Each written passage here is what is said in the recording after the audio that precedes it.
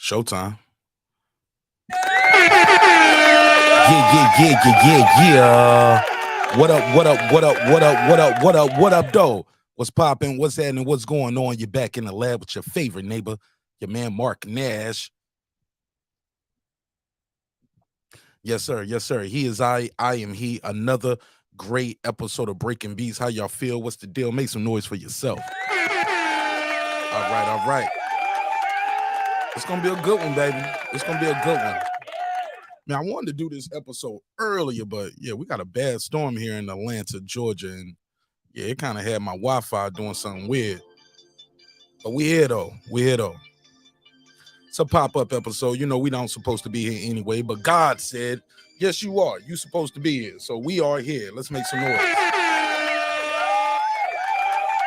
You already know. It's a hip-hop political sports show with a comedy twist. We like to let the jokes fly because life is serious enough, man. Life is getting real serious in the 168 division of boxing. Oh, man, my boy David Benavidez out here want all the smoke.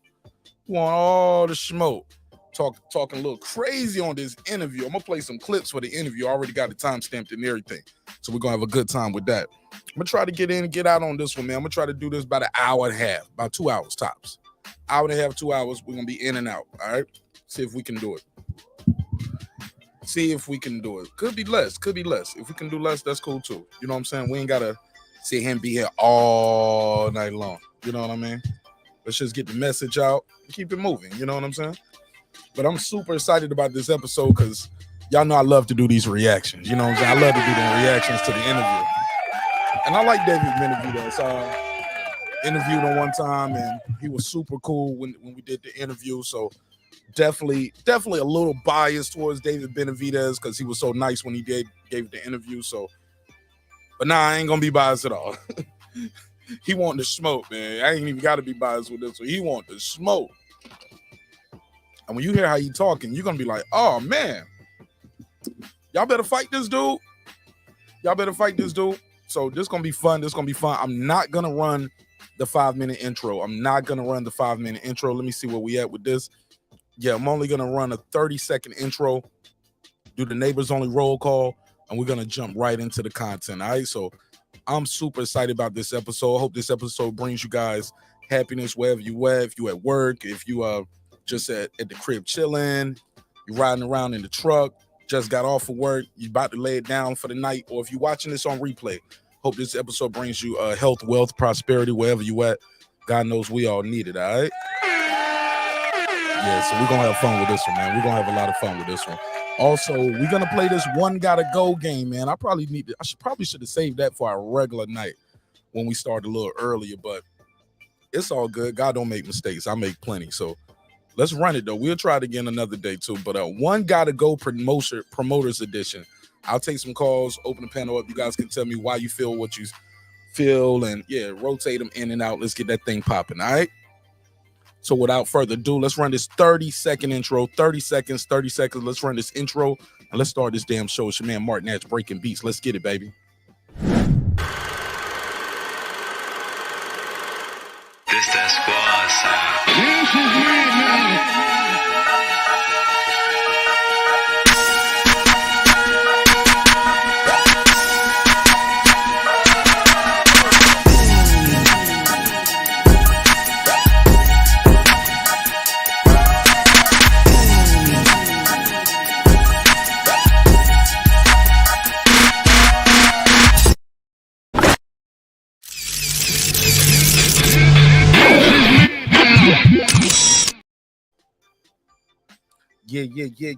Yeah. What up, though? How y'all feel? What's the deal? What's popping? What's happening? What's going on? You're back in the lab with your favorite neighbor, your man, Marq Nash. He is I am here. Another great episode of Breaking Beats where we break down business, entertainment, art, technology, sports, and anything else you and I feel like talking about. All right, so let's talk about it, man. Let me do this neighbors only roll call because without the neighbors, the show wouldn't be the show at this level. Thank you guys so much for all your love and support. And yeah, let me just give you guys, let me reciprocate that back with a little shout out. Because you guys deserve it, all right? Shout out to Sweaty Teddy. All right, that's an interesting name. Sweaty Teddy, what up, though? What up? Welcome to the neighborhood, Sweaty Teddy. That guy Clips 330. What up? KP from KC5. What up? Adam Kelly all the way in Australia supporting the show. What up, gangsta? KP from KC5. What up, gangsta? Got 2 memberships right now. He said, man, I got it on the wrong account, man. I got to get 2 memberships right now. All right, one of them gonna fall off, but in the meantime, we're gonna shout them both out. Appreciate you, bro. TJ, What up? Matt Wade, What up? Kevin Brower, What up? Pudo, What up? Juan Davila, aka Juan Epoxy Magic, What up? DJ, What up? Tony Boswell, What up? Karma Serene with the Serene Saturdays, What up? Kansas City Mac, What up? Ill Status Boxing, What up? Ace Retro, What up? Tank the Sweet Science Examiner, What up? Beyond and Above Media, What up? Pittsburgh T, What up? Juan Epoxy Magic. What I up? think he got 2 memberships too. Okay. Appreciate it. What up? SF City Slicker. What up? I Know Boxing. What up? Stephen Bateman. We got another one all the way in Australia. Mama, we made it. What up, gangsta?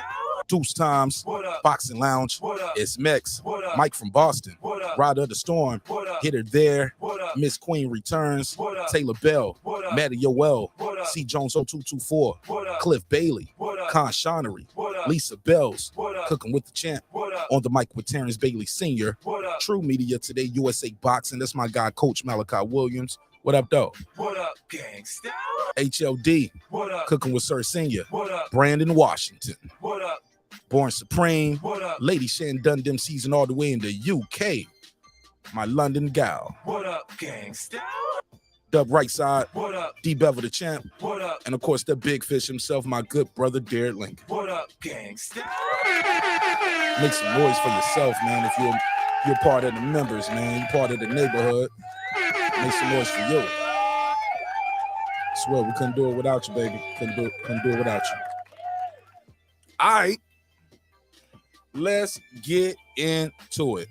Let's get right into it. Oh man, my device over here shut down. Let me put this back on because we're gonna run this from here. We're running from the phone. There we go. Yeah, man, we got a bad storm here, but for some reason, we still here. We got it back up and running. But yeah, we definitely had a bad storm right here in Atlanta. So let's get right into it. So David Benavidez was on the Last Stand podcast with Brian Custer. And oh my goodness, did he have some words to say or not? This kid is, I'll tell you one thing. This kid knows how to do a damn interview. This kid is very entertaining. And he know how to talk that talk. Like I said, I might have a little bias towards David because like I said, I talked to him before and he was just super solid, man. Super cool dude. Didn't run from none of the questions. Was very open, very transparent with all the questions that we asked of him. And yeah. So I'm very excited about you guys hearing this interview because he holds no punches. Shout out to Brian Custer. You guys can want to check this whole interview out. You can more than welcome. It's on Showtime Sports. We're not going to play the whole interview for copyright reasons, but we are going to play some of the highlights. And I got the highlights timestamped for you, all right? You know what I'm saying? So let me go and make sure I put this graphic up on the screen so y'all will know what I mean when I say these things. And we're going to proceed to give you what you need. Delete that, delete that, delete that. Got too many things open over here. Close some of this stuff up. Trying to keep it clean, too, because David is going to cuss enough. He's going to do enough cussing in this interview for all of us. Shout out to my sister girl behind the mic in the building. Punch, what up? Lisa Bells, what up? Clips, what up, family? All right. Let's get into it. He said he boy scared of me. Also, we doing the One Gotta Go Promoters Edition. You can let me know in the chat. I'm going to open the phone lines up and you guys can call in. Let me get through this interview reaction first. And then we're gonna cook up from there. All right. So I got this thing timestamped. So I don't have to play the whole thing. I took my time to do this, man. So I hope you guys appreciate it. Where we at? Go to my notes. Go to my doggone notes. All right, here we go. Cool. So David Benavidez said, I'm doing everything that can be done to fight these guys. These guys just don't want to fight me. These guys are scared of me. He said, he even took the Mike Tyson route. He was like, man, I called them bees and everything. I called them some bitches and everything. He said, no matter what, they just don't want to fight. Also, I got a survey in the chat, by the way, y'all. I got a survey in the chat, and I'm asking you guys, who do you think will give David Benavidez, you know, a go for the money? Who do you guys have? Who has to? My bad. Let me go back to it. Let me get it together. Let me go back to it because I forgot the survey already. Let me go to the survey. Look at me. Look at me. I'm all over the place. But I think the survey is saying, who do you think beats him or who gives him the best fight? Let me go back. I forgot my damn survey already. Where is it at? All right, here we go. Survey in the chat. I wrote, who will you like to see? Oh, I'm supposed to put, who would you like to see? Oh, man, I want to delete this. I hate when I see the bad grammar in my survey. I want to delete it and let y'all start over. Who will you like to see face Dayton? Who would you like to see? Ugh. Hate I did that. All right, I'll leave it there. Who would you like to see face David Benavidez?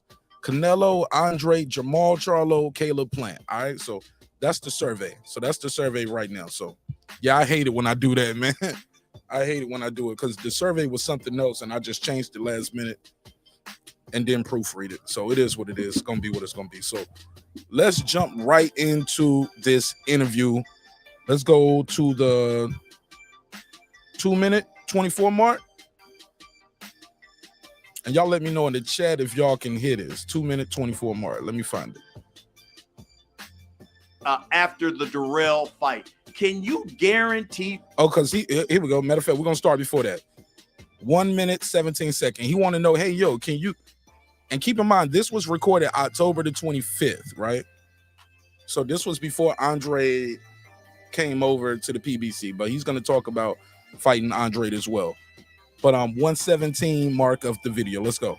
Fight fans that we will get Benavidez Plant in 2023. Yeah, this is I can't guarantee it. I feel like this is the closest we're gonna make this fight happen. You know, now I got this fight January, but I feel like I'm gonna get that through that no problem. But I feel like it is gonna happen 2023. Anthony Dirrell said, listen, Caleb is a really good boxer, got good boxing skills and movement. He also said he believes that boxers give David Benavidez problems. But he said, overall, your hand speed and power will be the difference in the fight.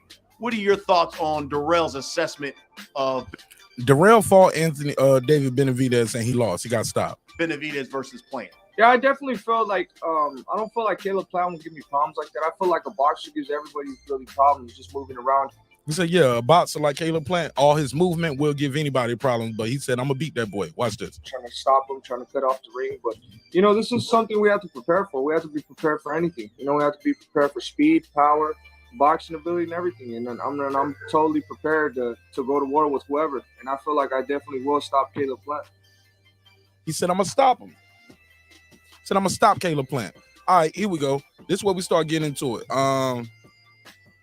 Now he's gonna be asked about, hey, Canelo, last time you fought, last time Canelo fought, he was asked about you and he said, you ain't did nothing, boy. He said, you ain't did nothing. You do nothing. You fought one champion. You do nothing. This is his response to Canelo Alvarez. This is 224 of the Last Stand podcast video. If you guys want to go check it out on your own, let's go. Canelo, listen, everybody wants to see you and Canelo as well. Canelo, and I'm sure you saw this, went viral after he stopped Triple G because he was asked about David Benavidez. And Canelo said, and I'm quoting him, quote, I hear his dad talking a lot of shit.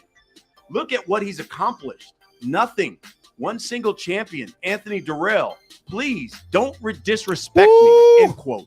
What's your response to that? I mean, it just doesn't really make any sense. Oh, it made a lot of sense because it was the truth. Shots fired! It was the truth. That's what you did, though, bro. You've been a 2-time champ. Oh, that thunder going hard out there. Thunder and lightning down here in Atlanta. We working through it, though. Sense. I mean, if my power cut off or the Wi-Fi cut off, that'll be the end of the show, y'all, and I'll just see y'all on the next one. I try to beam in from my phone, but and wrap it up. But yeah. It can go off at any time. So I hope y'all enjoy the show. Let's go. I've been winning title eliminators back to back. I just won an interim title. I feel like a lot of people now, they don't respect the boxing ranks. I mean, if you don't respect the boxing ranks, what are the boxing ranks for? You know, I'm the #1 guy. I'm the mandatory. This is the fight that a lot of people want to see. I think he's just talking a lot of shit because he doesn't want to see me. He knows I'm the biggest threat at 168.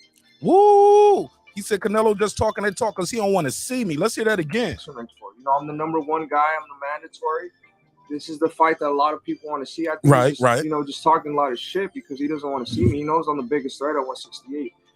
You know, Mike Tyson, all these other legends, you know, Juan Manuel Marquez, they all want to see the fight for me and Canelo because they know it's the best fight. So if he's the best fighter. He's the champion. Give the people what they want to see. Okay. Good point.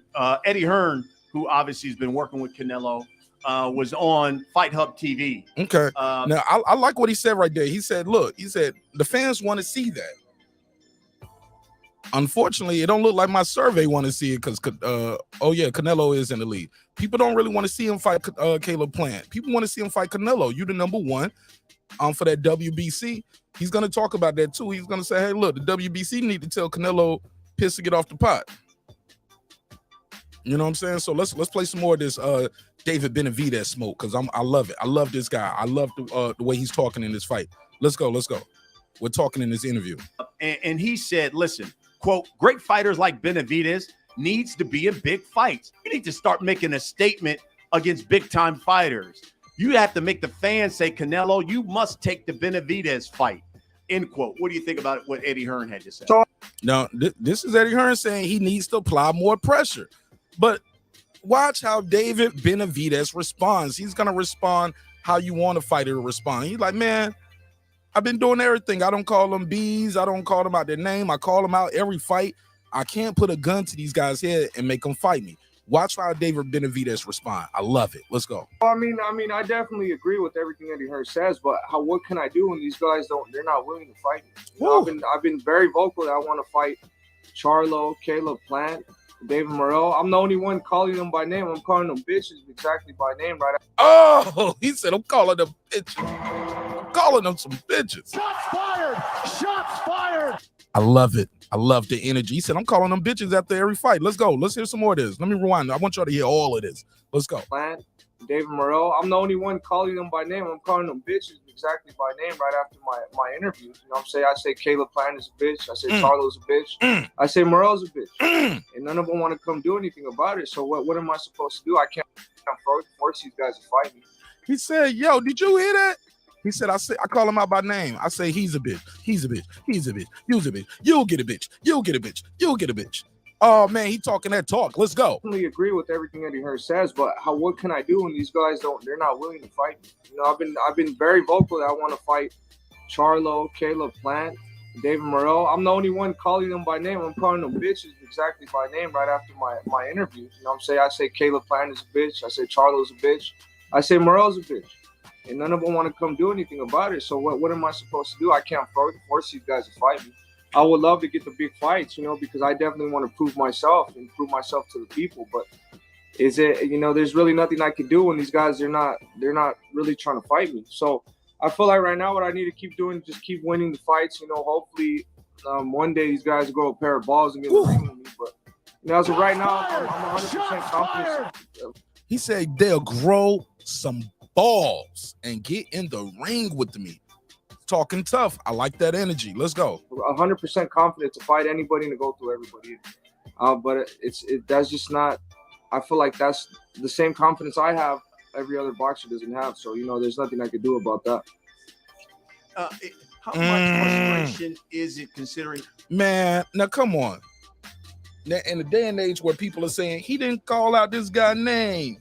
You need to call his name. Say his name. Say his name. You got a guy here not only saying that name, he's saying it with total disrespect. Total disrespect. You're a bitch. You don't want it. You're scared of me.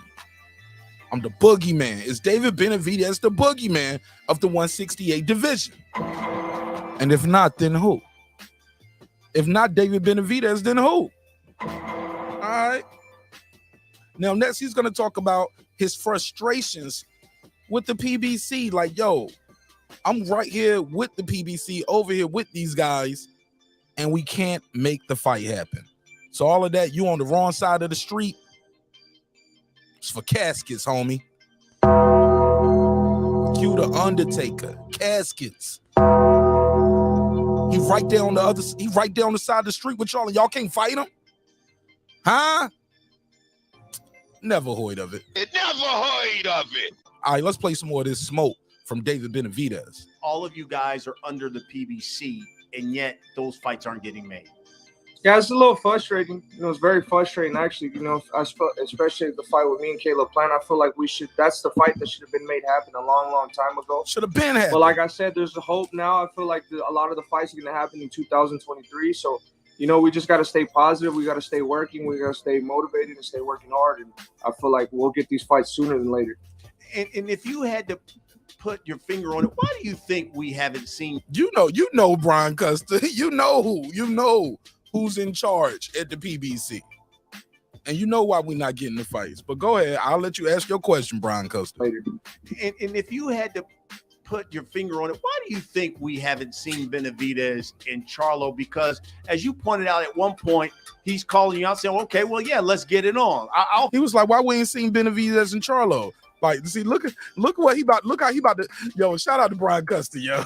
Shots fired! Shots fired! Brian Custer throwing the alley-oop to him. He gonna put it right by the rim for him. Watch this. Put your finger on it. Why do you think we haven't seen Benavidez and Charlo? Because as you pointed out at one point, he's calling you out saying, okay, well, yeah, let's get it on. I'll fight Benavidez. And then another time he said, well, there's nothing in it for me. There's no belt. There's nothing in it for me to go up. Why do you think Benavidez Charlo hasn't happened? Because Charlo is a pussy. That's why. Oh. He don't want to fight. I mean, shots fired! Now someone say, hey, you're bullying on Charlo because you weigh 168. Probably should be fighting at 175.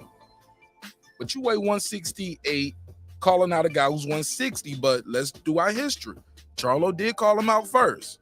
Charlo was on the Mike Tyson podcast last year talking about, oh, man, he ain't no Mexican monster. He ain't no Mexican monster. Even the year before that, he was like, yeah, well, the 160 is my division. But he had called him out back in 2021, 2022. He was talking about he ain't no Mexican monster. I'll fight him. Mike Tyson like, well, call him some bitches and say. He was like, Mike, that ain't how it work. That ain't how it work. I ain't got to disrespect him, Mike, for them to want to fight me. Well, he disrespecting you. He calling you some bitches and stuff. Huh? Let's go. Because Charlo is a pussy. That's oh my God. I can't believe he said that. For me to go up. Why do you think Benavidez Charlo hasn't happened? Because Charlo is a pussy. That's why. Oh my God. Why do you think Benavidez Charlo hasn't happened? Because Charlo is a pussy. That's why. Go up. Oh my God. I can't believe he said that. Charlo hasn't happened. Because Charlo is a pussy. That's why. Woo! You don't want to fight. I mean, I don't know what else I could do. I mean, this would be a very big fight, and then potentially the winner of that fight could get Canelo. And I don't think potentially. I think the winner of that fight would get Canelo. I mean, there's something in it for everybody. You know what I mean? But I mean, I don't know what Charlo's doing, if he's taking a break or what he's doing. But what I'm focused on right now is what I have to do, what I have to get, the fights I'm going to get through. So if he doesn't want to fight, I don't even think he wants to fight anybody else. So damn, he said, I don't even think this kid want to fight at all. He's taking a break. I thought he hurt his back, and that's why he couldn't do the Selecki fight. I thought he hurt his back. Okay. David Benavidez said he don't want to fight nobody. I just got to keep training. I just got to keep working and, just wait for these opportunities. All right. I'm going to open the phone lines up, see what y'all think about David Benavidez going in straight ether mode on the super middleweight division. Let me hear some more of this. Let's go. You're probably a little frustrated. Maybe you fought just once in 2022. But another guy who's been calling you out that obviously we see on Showtime is David Morrell. And is that a fight you think will happen as well in 2023? Well, yeah, we could have made that fight happen in November, December. My team they were trying to make a fight happen with them, and now they have their mandatory to fight supposedly. But yeah, I think 2023 is a good year. I think the fight with Caleb Plant is going to happen in 2023 and David Morrell. Like I said, I just got to go. I got to take care of my work on January 14th, look strong, look impressive, and then we move on to the next. How often do you think you want to fight in 2023? How many fights? As much fights as they give me. Karma, dream what number up? for QT, me would what be up? 3 fights, but like I said, we just got to sit around and see. But we're just going to be ready for whatever comes our way. Will you and your team, and I'm talking about your management, Good question right here. He's about to ask a good question. He's going to ask him right now about, hey, what are you guys going to do for us the WBC goes to get you your shot? And do you think you guys will have some real serious discussions with the WBC about trying to get that belt away from Canelo? Especially like you say, if he's not going to fight you, say, hey, look, these guys not really defending that belt at all. Let's put that belt up so that give us the opportunity to fight for it. Yeah, I think definitely Samson Lukowicz is going to have a talk with Mauricio Suleiman of the WBC, because I feel like, it's time. I've earned the spot to fight for the WBC belt. And if Canelo's not going to defend it, then he's going to have to pass it down or let somebody else defend it, And I feel like this is my right. I've earned this right. So we're definitely going to go out to talk to the WBC, and we'll see what happens. Are there any 168 pounders that are, let's say, not under? And I think that's important. I don't want to, before I get to that next question, do y'all think anything is going to happen with that? Because he say we're going to try to get the WBC to say, hey, Canelo needs to fight one of us. QT, what up? Dub Rightside, what up? Zane, what up? Y'all think the WBC is going to tell Canelo what he need to be doing? I don't think so. They tried that before, and he got mad and said, well, fuck y'all belt then. I ain't got to fight for y'all belt. Excuse my French. I don't see it happening. I don't see the WBC forcing Canelo to fight David Benavidez. I don't see that happening. But what do y'all think? Y'all think the WBC should force this and say, hey, y'all need to fight this kid, David Benavidez, Team Canelo. Y'all need to figure out something. This need to go to purse bid. This guy, your number one. We let you go over there and do your thing with Bivol. We'll let you do your fight with Triple G. But hey, man, you got to fight this guy. This guy's the number one. What do you guys think is going to happen? I don't know. I don't think it's going to happen. But let's play some more of this interview. Again, the phone line's open. You can call in and voice your opinion. Let's go. PBC banner that you've been looking to get into the ring with you. Yeah, I mean, the only one I've been looking to get in the ring with is Andrade. I feel like he's another great fighter. I don't know if he's coming over to PBC, if he's going to stay in Dazen, but I feel like that's the number one fighter I've had my eye on. Again, this interview was before Boo Boo came over to the PBC. This interview was filmed October the 24th. All right? So now Boo Boo is over there. Let's hear what David Benavidez got to say about Boo Boo Andre. Coming over to PBC if he's going to stay in Dazen, but I feel like that's the number one fighter I've had my eye on. But yeah, either him or, like I said, Edgar Berlanga still has a really big name. If he didn't get any other fights happen. Who? Edgar Berlanga? It never heard of it. I don't think he's ready for David Benavidez, and I don't want to see it. I don't want to see him go in there and kill Berlanga, because I think he's going to hurt Berlanga, especially after this long layoff. Yeah, he'll put Berlanga in the dirt.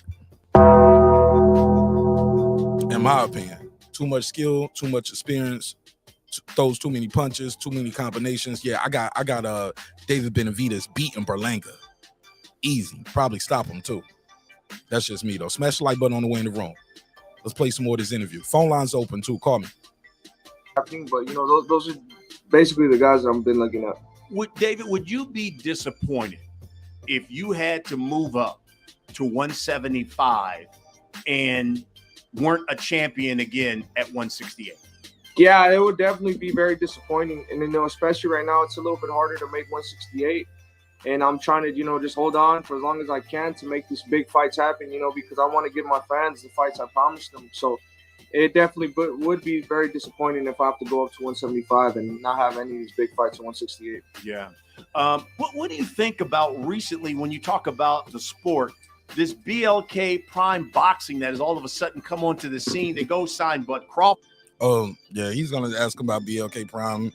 Yeah, that's pretty much the end of the interview, though. But that's the smoke, though. That's all the smoke. That's pretty much all the smoke. But I'll play this last part. Crawford take that fight away that he was supposed to go with Errol Spence. Now Crawford's fighting Avicinian there in December. Adrian Broner all of a sudden now has signed a 3-fight deal. What do you think about this new platform that's all of a sudden jumped into the sport? I can't really say much because I really don't know them too much. The only time I've actually really seen them was when it was mentioned in that post that Terence Crawford was going to fight on the card. So I really can't say much about them. The only thing I can say is that they took away a great fight versus Errol Spence and Terence Crawford. To be honest, that's the only thing I gotta say. Yeah. Would you ever, under any circumstances, think about Rightside, stop the cap about what? What I lied? What did I lie about? What am I lying about, Doug? What am I lying about? He said stop the cap. What am I lying about? Because you talked about wanting big fights. Would you? I like this question right here. He's gonna ask him, hey, would you consider leaving PBC, going somewhere else, since you can't get the fights you want with guys that are here on PBC? You can't get those fights with them. Why would you leave to go, with somebody like BOK Prime or, another network, The Zone or anything? Listen to his response for the people who said PBC, this, that, and the third. He sounds pretty loyal and pretty happy with where he's at. Let's go. Ever think about, hey, look, well, maybe I need to walk away from the PBC? No. I've seen that a lot. He said no. He said that no real quick. Too, and I'm always going to stay loyal to PBC. They gave me an opportunity. They gave me a platform when I first came up, when nobody else wanted to sign me, and I'm going to stay loyal to PBC. Love it. Okay, listen, you know the drill, David. Okay. For everyone who watches and listens to this show, we allow them to submit questions. And a lot of the questions that they submitted to on this one, they pretty much to some of the questions he already asked. All right, so that's it. 470-705-9507. 470-705-9507. Call in and voice your opinion. Tell me what you think of what David Benavidez said. David Benavidez said, he said, Charlo is a pussy. Not me. That's what he said. He said Charlo is a pussy. He said Canelo, Caleb, David Morrell, they all some bitches. Okay. And I definitely want to know what y'all thinking about that. And Rightside, please tell me what the cap is about. He always puts stop the cap, stop the cap. Cap means you lying about something. Like, what am I lying about? Maybe you're using the word out of context, because I don't think I'm lying up here about anything. I'm actually just reacting to the interview. But please call in and tell me what I'm capping about. What's up, fam? Oh, shoot, let me plug you in right here. Hold on. Damn. Put you on the other phone line. Damn, my bad. Let me plug you in. Let me hear what I'm capping about from past the right side. It's Karma. From right side. Karma calling past the right side. Okay, he hung up. Let me see if I call him back. I'm gonna call him back from the backup line. Let me see if I can get him back to boom. I'm calling back.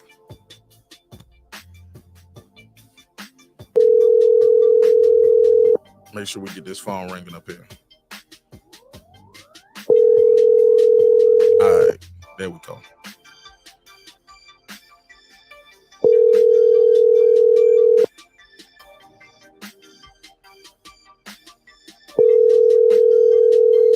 Pick up, right side. Calling you back. I'm calling you back.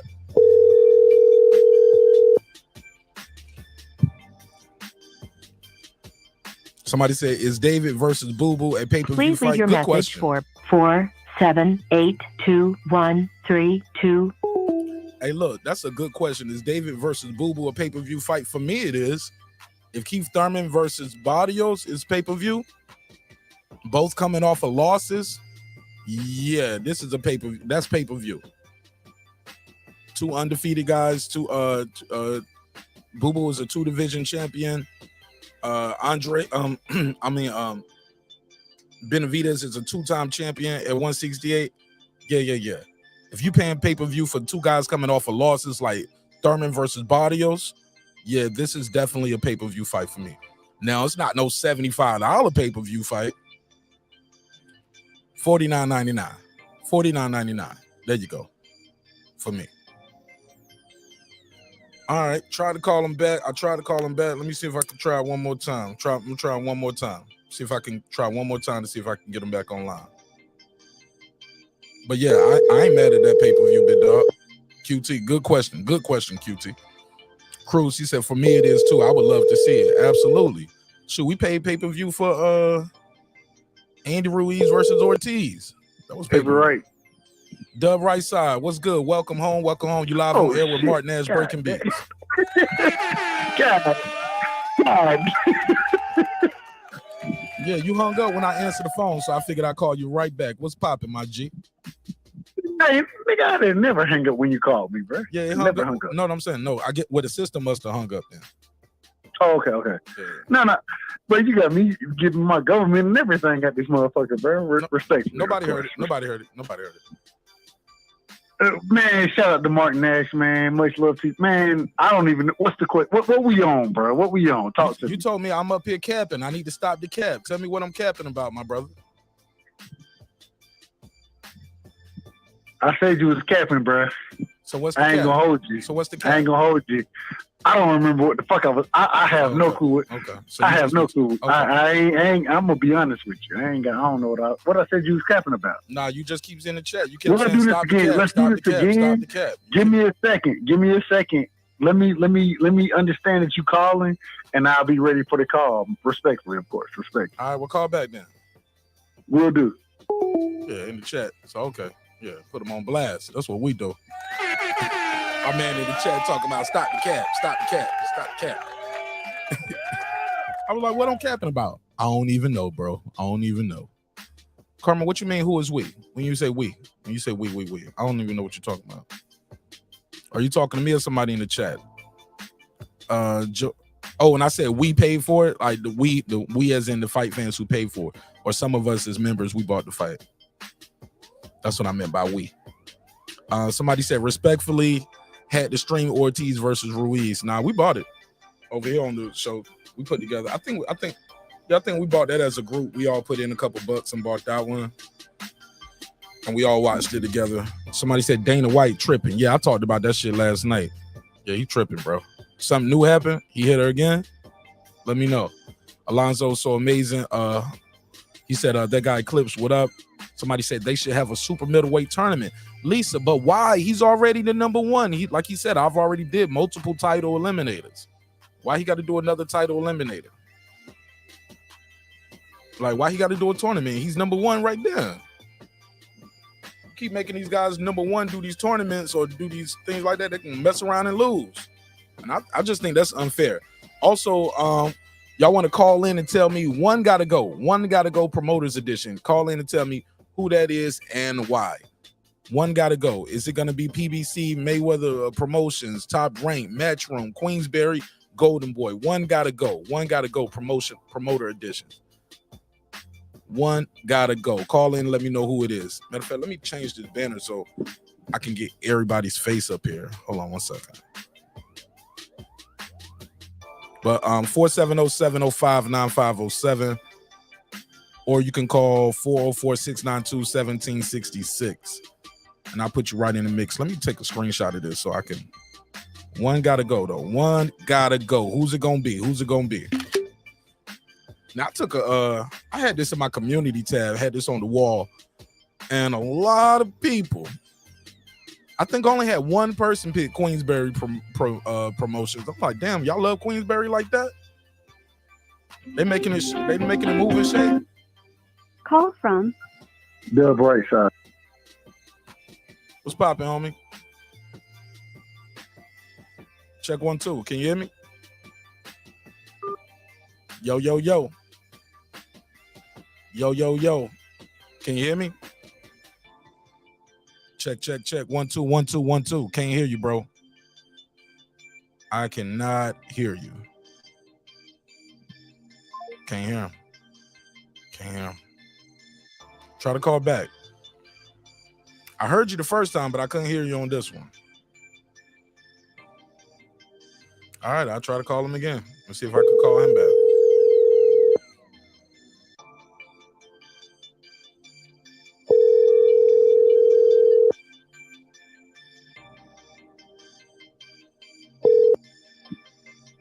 It's Mark Nash. It's Mark Nash. Talk to me, bro. Appreciate you calling me back. Man, Mark Nash, salute to the panel. Salute to the chat, man. It ain't no panel. It's just me. Talk to me. What am I capping about?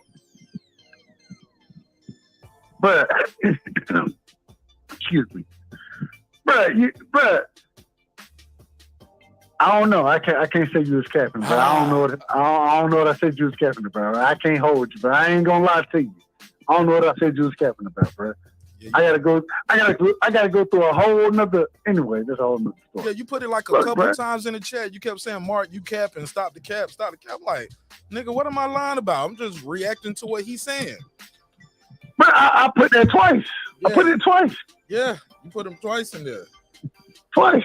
Yeah, so I'm like, what am I capping about? Lord have mercy. All right, have mercy. All right. Is that what we doing? Go ahead, Mark. No, you called, so I was calling you back. So what's on your mind? What you think of the topic? How about that? Listen. Man, what these boys scared of him? What I was calling about. The things that are being put out there right now, as far as David Benavidez goes, as far as these fighters go, man, ain't nobody holding individuals to. And Mark, I will give you. I can't give you credit yet. I want to give you credit. I can't yet. These individuals, man, niggas out here talking and their own that whole nigga, this is what it is. I'm that guy. Nah, Bob Arum. Nah. We did a show about all that. So I don't want to bring too many things into this platform, but my thing is when we look at the individuals, especially when I say the PBC, Mayweather, Top Rank, Matchroom, Golden Boy, Queensberry Promotions, when I look at that, we can talk about it. And if we talk about it, what we will see is that individuals like Matchroom, respect to the PBC, respect to them. Individuals like Mayweather Plant, respect to them. They capping, bro. They not putting on fights we want to see. When we look at Bob Arum, when we look at Matchroom, unfortunately, when we look at Golden Boy, we see the fights we're trying to see. And then when we see him and we're critical of other individuals, next thing you know, you're a racist. Go ahead, Mark. I hear other things going on behind the scenes, but all I'm trying to say is, man, you got to have individuals like Mark Nash come and say that, God, that man, we giving everybody respect. But when we see bullshit, bro, we gonna call bullshit. And so when it comes to the PBC, you know what I'm saying? Even when it comes to Top Rank, you know what I mean? We can call bullshit on it. And it's a lot of individuals not willing to do that right now. So one got to go. Who's it going to be? PBC, Mayweather Promotions, Top Rank, Matchroom, Golden Boy Promotions. Mayweather Promotion. If one got to go, Mayweather Promotions is gone. Because outside of Gervonta Tank Davis, and I love that brother. I think Devin beats him. I think he beats everybody else outside of Devin. Yeah, that's a whole other conversation. That's a whole other conversation. Who wins? But you asked me who goes. You asked me who goes. Yeah. Right? Yeah. So you said Mayweather. That's who goes right there. That's who goes. All right. What was the last card you liked from Queensberry Promotions? What was their last good card? From Queensberry. The last card from Queensberry Promotion that I enjoyed was the, I believe, and I could be wrong about this, but I don't think I'm wrong about this. The Conlon versus Wood card was a Queensberry Promotion. Okay. All right. Well, I'm gonna take this other call. I will say this. One more. Go ahead. I gotta take another call. I appreciate you, man. Hold on line. Call from Fight Night Elite. Fight Night Elite. What's your name? Where you from? I'm sorry. Where you from? Fight Night Elite. I'm from Portland. Talk to me. Fight Night Elite. One got to go. Who's it gonna be? It's got to be Queensberry, man. Queensberry. Oh no. Talk to me. Tell me why. Well, I mean, I just heard you ask on me what was the last card that Queensberry Promotion put on. I couldn't tell you either. You know, they ain't got no solid fighters on their team. You know, I think the best fighter that they got is Anthony Yarde. you know. And when he tried to take the test, he failed miserably, you know. So, I mean, they really ain't got nobody in their stable that's worth mentioning. They got Tyson Fury. They got Joe Joyce. Man. They got Daniel Dubois. They got Anthony Yard. They got Arthur Beterbiev. Come on, bro. Those some guys. Man, Beterbiev got 3 of the 4 belts.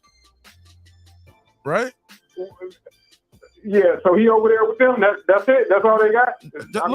I'm just looking at one. Hold on, I'm just named the big dog though. I named Tyson Fury, Joe Joyce, Daniel Dubois, Anthony Yard, Arthur Beterbiev. They got David Benavidez too. Yeah, exactly. You know what I'm saying? Let me see who else they got. Hold on, let me see. Hold on, son. No. That was a one-off. You know, they allow him to go over there and fight. Okay. Yeah, he's with Queensberry. Let me see. But those the big names that you will know right off the gate though. What you think of that? You said they gotta go? I can't hold none of them up in there. You know, like I said, I didn't want to get too off track, but since you mentioned it, you know what I'm saying? Tyson Fury will probably be one of the biggest names that everybody knows. And if you ask me, ask Deontay Wilder, he's a cheater, man. He's a documented cheater. You know, as far as with the performance enhancements and all of that. You know, he been caught tampering with his gloves before in the past. It's on camera. You know, he got some serious allegations against him. So I'm not a big Tyson Fury fan. I'm not convinced with the Tyson Fury hype train for real, me myself personally. So I definitely wouldn't include him. And all them other guys, I definitely wouldn't include either. Yarde would probably be one of the best besides Beterbiev. You know what I'm saying? And he failed miserably when he tried to take the test. So I'm not sold on him either. So they only got one guy at the end of the day. Oh, okay. Well, who does Mayweather Promotion have? Fight Night Elite. I mean, they got the top dog of them all, man. Who? They got Tank Davis. No, they don't. No, he ain't. Hold on. No. No, he's not. He's gone. He gone. Yeah, he gone. He ain't with Mayweather Promotion no more. They have nothing to do with these fights that he got coming up. This new event right here. You ain't seen Leonard promoting this. You ain't seen Mayweather Promotion on no Bandit. It's GTB, I ain't seen Tom that. And Tom Brown. Is I think it's TGT and Javante Tank Davis. Like this, Mayweather Promotions is out of here with him. Okay, well I ain't seen no official walking papers. What's the terms of they split so far? You know what I'm saying? I mean, how did they split? The split was I wish him nothing but the best. You know, yeah, it's official, bro. I didn't just make this up tonight. Okay, I'm gonna take your word for it. So they don't have Tank no more. Tank is a free agent. Remember they was talking about taking the training wheels off. Tank ain't with them no more.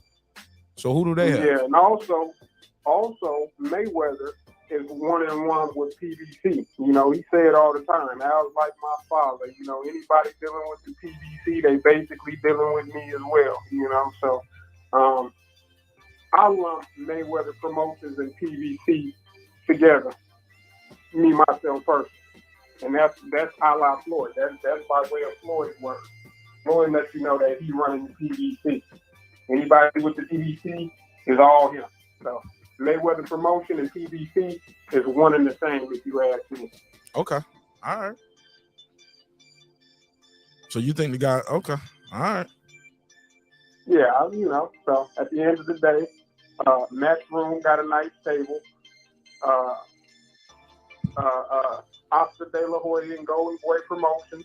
You know, he got a few people. Top Rank, you know, they doing some things. At the end of the day, Queensberry got to go. And PBC is top dog, you know, and they won one with Mayweather Promotion. So, I mean, at the end of the day, I'm not excited to see nothing coming from Queensberry Promotions. I don't know how many other people are besides the Tyson series. Which, like I say, I'm definitely not a fan of. I don't watch none of Tyson Fury fights. His last fight was a straight snooze. That straight put me to sleep. I was not interested with the Tyson Fury stuff at all. You know, so besides Beterbiev, however y'all want to pronounce his name, you know, that's all they got for me. Okay. Well, I appreciate you calling in, Fight Night Elite. You want to plug and promote anything before I let you go? Oh man, just catch me on Fight Night, man. Fight Night Champion on Xbox, man. The gamer tag is 0cents1. If y'all want some things put on your shit, come holler at your boy. I'll gladly knock you out on there. All right, my man. Thanks for calling in, bro. All right. Have a good one. You too, man. My man said, I'm a gamer. He said, I knock y'all out on these games. I ain't mad at it. I need to get on that game. All right. Yeah, Carmen, we typing the same thing, same time. Jinx. The boxer's mind. He said Richard Hitchens bounced on Mayweather Promotions too.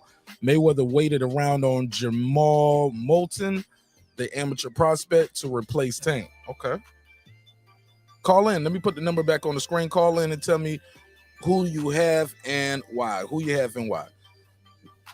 One got to go. 404-692-1766. 404-692-1766. One got to go. Let me see what they saying in the chat. Dude said he busting heads in Madden. What you on, Xbox or PS or the PlayStation?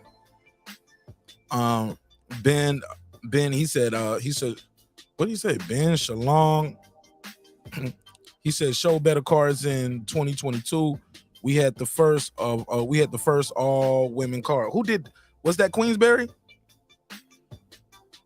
Who was that? Who card was that? I thought that wasn't Matchroom. He said Ben Shalong showed us better cards in 2022. Well, maybe that's why he's still here then. Maybe he ain't on that list. Happy 21st Century. He on the Xbox. You also got Ben Shalom of Boxer Promotions. Well, yeah. Look, only 6 people fitting on this block right here, bro. I ain't taking him off. He already off the block then, I guess. Not the same branches of the same tree though. Hep, call in, Hep. Let me see what your take is. Because I saw a lot of people telling me they wanted to do this topic. A lot of people had PBC up here. I was shocked at how many people said PBC gotta go. I was like, damn. The only person that didn't get one vote was Bob Arum. Also, the other person and how about that? The 2 white guys, right? Bob Arum got no votes, and Queensberry Promotion got 1 vote. How about that? Put a case on it, Nah, you can't, because you can't get mad, bro. Bob been putting on some damn cards, bro. Say what y'all want to, but the Bob father knows his damn business. He knows what he doing over there. You ain't gotta like it, but he know what he doing. And been in business for a long time. I think he's the world's oldest boxing promoter, not by age. I'm talking about far as his company. Been in business the longest, right? King Mitch said, Mayweather Promotions don't even belong in that picture. All right, well, who you want to take off? Y'all adding people to the list. Y'all adding people to take off the list that ain't even up here. She got, I don't even know what you're talking about right here, sis. Yeah, but y'all trying to add, y'all want me to add him to the list? To what? Just so y'all can take them off? I'm confused. Let's just work with what we got right here on the screen, people, please. We got enough names on the screen right here to have a nice conversation about. Let's leave Boxer alone. They just getting their feet wet, right? They did a damn good job. I wouldn't say they have to go anyway. I think they safe after that card they put on last year, that all women's card. Yeah, I ain't mad at them. Let's go with these big dogs that we got up here. The people who really controlling this board right here. He said, not the same branches of the tree. I rotate you guys. I might do it like that. 404-692-1766. Somebody said, you remember Floyd was trying to make Loma versus Tank, and Javante posted on Twitter, they trying to set me up. Yeah, maybe he didn't think he was ready. And I didn't think he was ready back then neither. I ain't gonna hold you. That version of Tank might have lost to Loma. This version of Tank, I think, will beat him. Yeah, Loma just had way too much experience. But all that sidestepping, Tank gonna step right with him. I was talking to Tay today. Tay hit me up. He and I was talking about boxing for about an hour or two today. And just talking about fights and styles. And yeah, man, we both were saying some of the same shit about Tank Davis. Somebody said Daniel Dubois, the champ. He said Dubois, the champ, will beat him now. And Hay on the same night. Let's go, champ. Shout out to Shannon Briggs. Queensberry, yeah, I was on Queensberry's site. All right, so I'm just trying to see. One gotta go. Y'all don't want to play the game? All right, fuck it. So here we go. There we go. I see some names up here. There we go. Richard Schaefer of Pro Bellum. Y'all adding more promoters for what? We're not adding Richard Schaefer. We going with what's on the screen, Redcliffe. We're using what's on the screen, bro. Putting a case on y'all, man.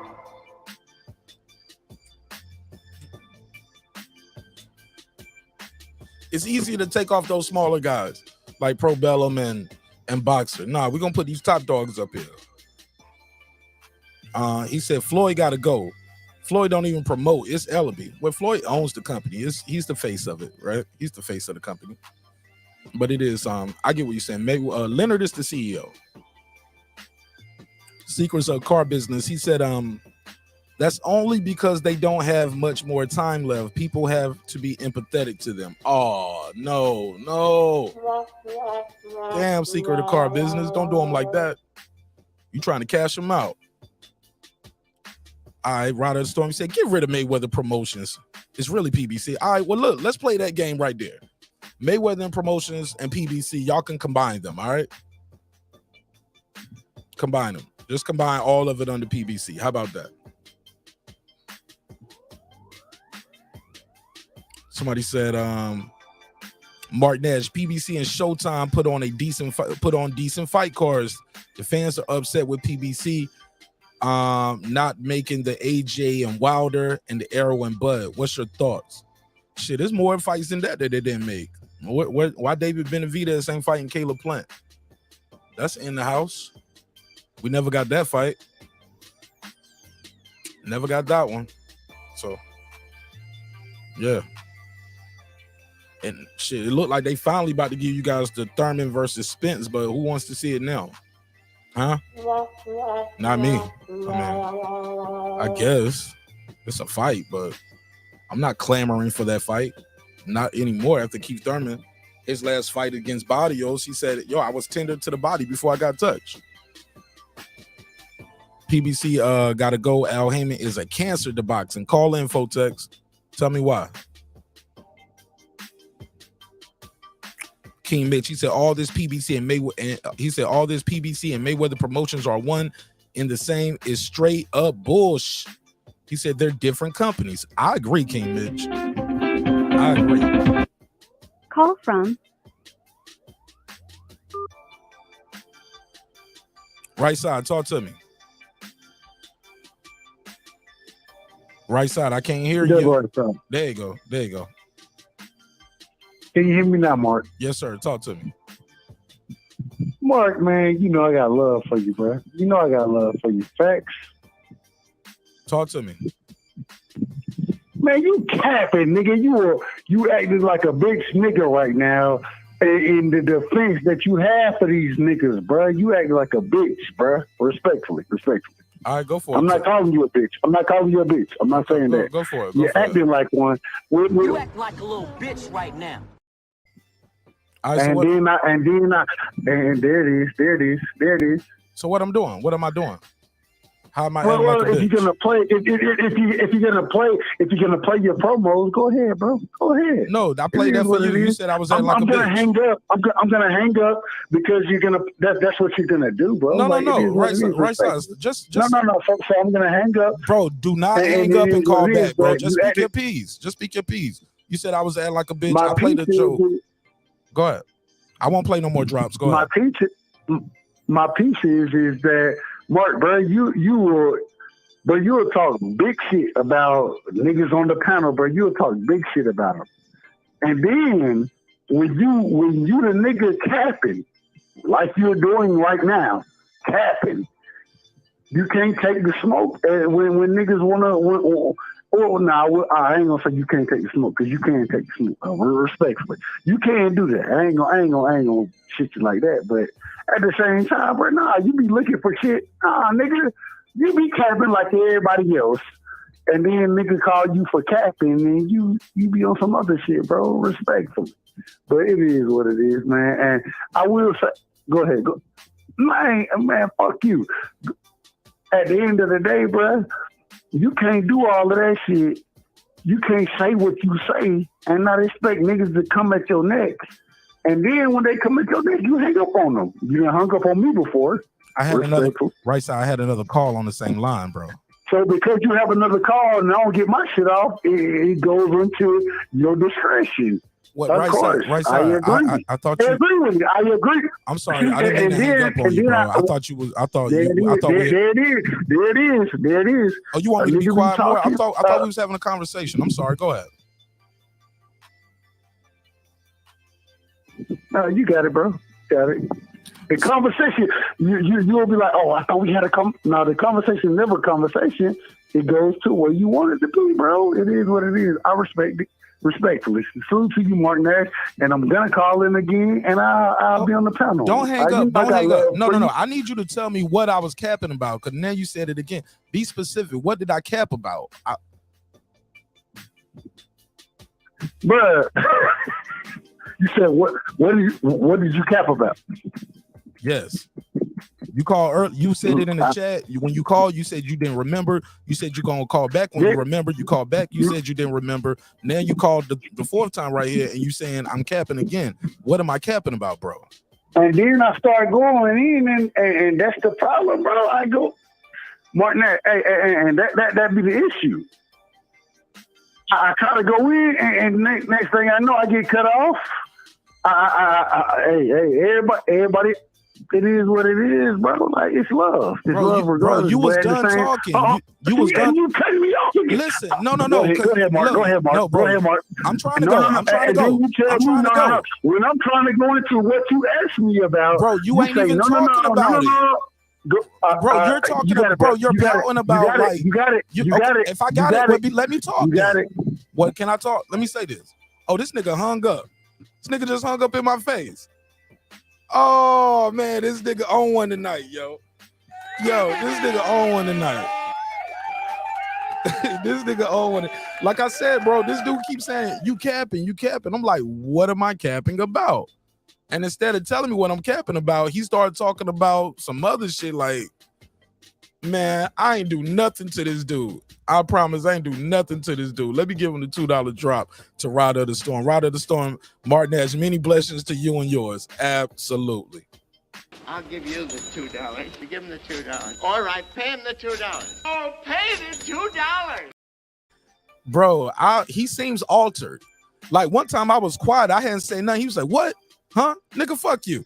And I was like, I didn't even say nothing. I was quiet and my mic was muted. He was like, huh? What? Nigga, fuck you. Yo, you can't make this shit up. You can't make this shit up. Somebody said he passed out. Nah. Hey, look, I just asked a simple question. If you're in the chat, you saying you capping. What am I capping about?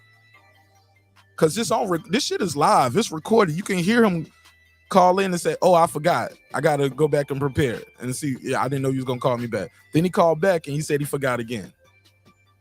Then he called me in right now and just called me a bitch. You acting like a bitch and all of this stuff. Wow. Hilarious. Somebody said put a case on him. No, he already don't drunk a case. He got a case in him. You don't drunk a whole case of liquor. This nigga tripping, bro. Somebody said he sounded paranoid, man. He sound drunk or high or something. I don't know what it is. Somebody said good show. Shout out to Patricia. Patricia, one gotta go. Ill Status Boxing, one gotta go. You guys are more than welcome to join the conversation and call in and voice your opinion. I'm scared to drop the link for the panel right now. I don't know what's gonna happen.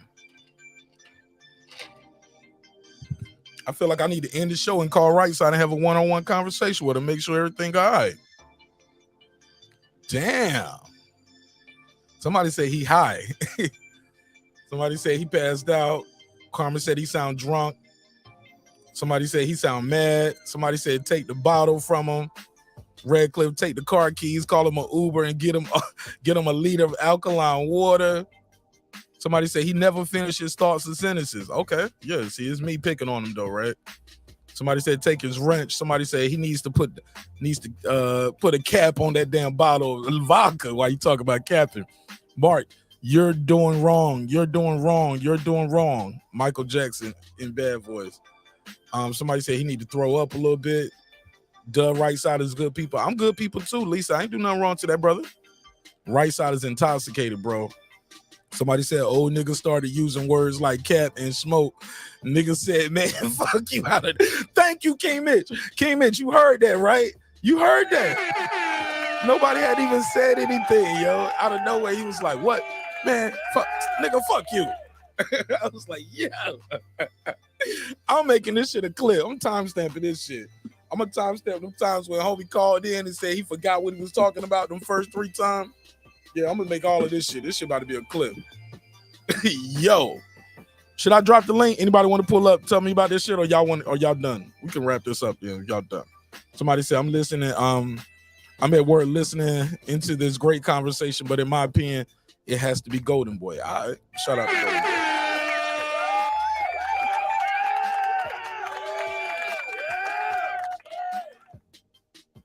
Mark, you need to have a 1v1 conversation with him to console his feelings. I don't know if I'm equipped for that. I tried though. I'll try it. Somebody said he's left side tonight, nigga. Somebody said that was one mad redneck. Somebody said he's drunk. He sound like yay. It's the Jews. The Jews did it. Oh man, small hat. Small hat. Hablo tight. He said you asked him, and he said you were not capping. Then he called back and said you were capping 2 more times. I don't know what it is. This should be funny to me, man. Should be funny to me. Somebody said I know you good people as well, Mark. All right, man. Shit, I'm better than some people. Some people would have just straight snapped on the kid, cussed him out, took his wrench, time him out. You a bitch. No. Well, pull on weight, stay with it. Nah, man, I'm cool, man. It should be funny to me half the time. I promise. I'll be laughing. How much time I got? Oh, man, I'm doing good on time. Somebody said, Doug, bro, you heard that too, right? We was just, man, that I need to find that shit. We were just sitting there chilling. That nigga was like, what? Huh? Man, fuck you. I was like, I didn't even say nothing. But I felt like he was baiting me to say something so then he can say I cut him off. You get what I'm saying? Like, dude was all over the place, homie. Dude is all over the place. Yeah, he need to sleep that off, man. Yeah. What? Fuck you, nigga. Fuck you. Yo, I don't know what I did to the homie, man, but hopefully we brothers will work it out. And if not, that's okay too. Somebody said Lisa is a good call. All right, yeah, man. I can't get distracted, man. I can't get distracted from the menu. I said the menu. Can't get distracted from the topic on the docket. That was hilarious, though. Wow. That was one. Dre Woo Woo for Miko Hawthorne says, salute, Mark. Salute to you. Oh, man, you wrong as hell. You got this nigga wife on the thumbnail, too, bro. Oh, my God. Y'all be going too far, bro. You got this nigga wife on the thumbnail, bro. Oh, man. Y'all niggas go too far with the trolling. That nigga gonna kill y'all niggas. Cliff said, we still love you, Mark. I love you back, homie. Yeah, drugs is a hell of a thing, man. Hell yeah. But I got to move forward because I feel like now he getting what he wanted. Now I'm talking about him for the next 10 minutes. Yeah. He said, wait, what you say? Fuck you then. I didn't even say nothing, bro. That shit gonna be hilarious on this clip, man. Let me drop the link and see if anybody want to talk about this shit real quick. Anybody want to talk about it? I'll drop the link for a little bit, do a little bit of panel time. One gotta go. Right side, you got to use the phone line, man. I don't even know. I'm scared to drop the link. I'm scared right side gonna click the link and want to pull out his tallywhack or something. I don't know what he capable of tonight. That nigga gonna call me a bitch and everything over a boxing topic. This topic right here got niggas so worked up. I gotta be a bitch. Oh man. And I hit that drop. He was like, go ahead, do your promo. I'm like, do my promo. Like, it's a drop, homie. Like, if you can't deal with the drops, this show might not be for you. Cause I was doing drops before people got here, and I'm gonna keep doing my drops. The drops that's something I do, homie. You know what I'm saying? And that shit was perfect time. And the homie said, you act like a bitch. Or I mean, and then he called and said, like, well, I mean, I ain't saying you a bitch, you know what I'm saying, but you acting like a bitch, you know what I'm saying? Respectfully. Then he said respectfully, you a bitch. Yo. You act like a little bitch right now. Respectfully. I'm good. All right. Let me see what they're talking about. Somebody said Dub right side turned into pinky on Martin Nash. Oh man. Hey, look, and then he was like, you got it, you got it, you got it, you got it, you got it, you got it. Go ahead, you got it, you got it. I was like, well, I'm going to. Felt like Chris Rock. I'm going to. Yeah, man. It seemed like he just had an issue with me, though. It seemed like he got a deeper, lingering issue that I don't know about. But I'm gonna get to the bottom of it, though. I damn sure will get to the bottom of it. And if it gets ugly, it gets ugly. He said, you don't be wanting to smoke with niggas. I mean, well, you do want to smoke. I'm like, bro, I had a call in front of you, bro. Like, you have been talking for a long time in circles and individuals and shit. Somebody say one more fucking word. Let me put pinky on. Yeah, this was right side right then. Right side tried to go off on the kid. Right side was like, yeah! Say something else. Oh! Say something else. Say something else. Say something else. Yeah! Yeah, that was him right there. One more time. Oh, shit. Say it again. Say something else. Oh! Say something else. Hilarious. Say something else. Hilarious. Somebody said, oh, dude, drunk. Yeah, he is. I don't know. Maybe he is. I don't know. Possibly. Somebody, ESP wouldn't dare acquire Queensberry. Really? They got some good fights over there. They've been doing some good fights over there. They got some of those Queensberry guys over there. I don't think Queensberry would do that one-off deal like that. They got a thing going with their fighter, Tyson Fury over there. They got some joint ventures with Top Rank. I think Top Rank doing the U.S. promotions for them. So, you know what I'm saying? They splitting the bag. Somebody said Dub pink side. Oh, that's hilarious. Hey Mark, you capping. Fuck you. I know. You must not have saw my community post when I was talking about the new era we're going into, but that shit was funny to me. I don't even count that. Say one more fucker. I know, bro. Somebody say he was having a conversation with Mark in his head. Yes, bro. Yo, somebody say you have me laughing hard at work, man. This shit funny, man. You better laugh, man. Life too short. Somebody said Golden Boy can get acquired by the Zone Queensberry. Queensberry gets acquired by ESPN. Yeah. I don't think that's gonna happen. I'm with Haplo on that. Or Fotex, whoever said it. Somebody said, you didn't say one word, and he said, what? Nigga, fuck you. Respectfully. The right side turned into pinky on Martinez. Say it again. Hell yeah, man. He mad at me, man. I don't know. They call that nigga Dub Pink Side. That is it. Somebody said that was him and his twin brother Dub Dark Side. Oh shit. Yo, Pink Side sounds kind of I don't know. This shit sounds Pink Side sounds like the name of a porn company. Dub Pink Side sounds like the name of people that make adult videos. Shit, put a case on it. Queensberry got Joe Joyce and Dubois. Yeah, I said that earlier, Red Cliff. They sleeping on him. Said, how the fuck Q keep a straight face?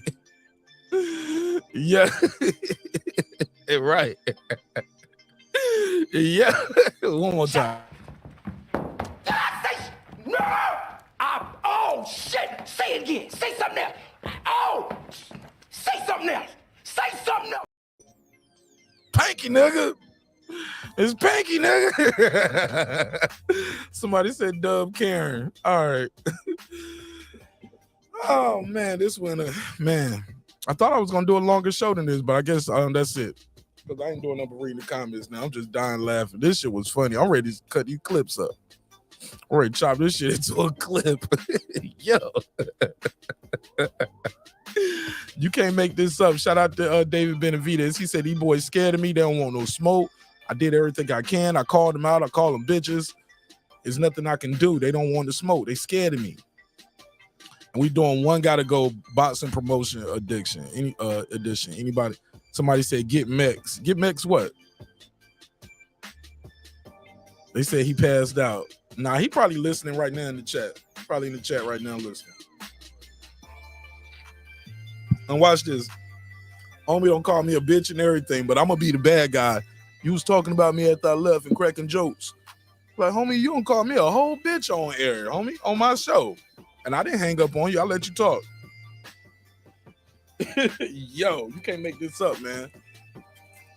Do not, you know how they say don't drink and drive? Don't drink and pod. Some people shouldn't drink and call. Don't drink and dial. Damn. Shout out to Ali the Great. He said, what's up, fam? What's up with you, bro? What's poppin'? Over here just getting cussed out by callers.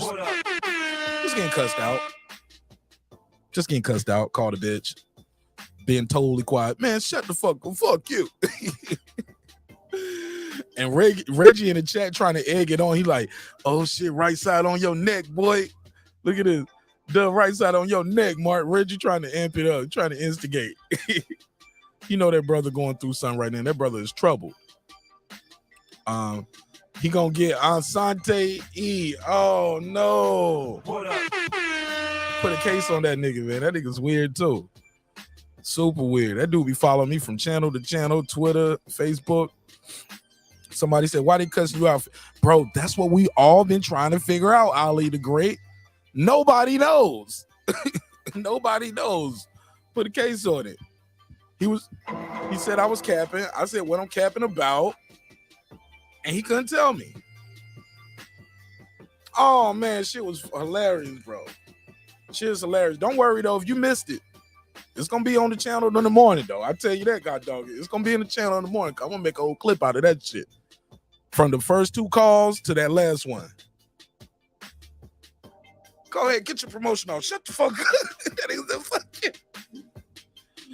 If you're just tuning in, Rightside called in and lost his mind on me. For apparently no reason. No reason at all.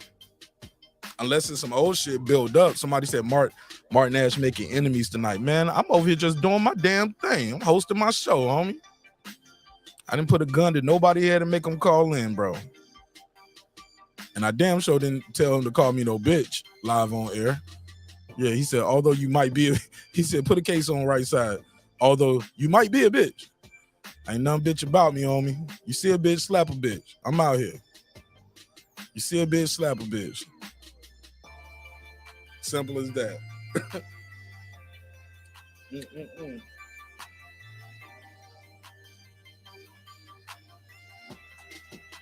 Hilarious.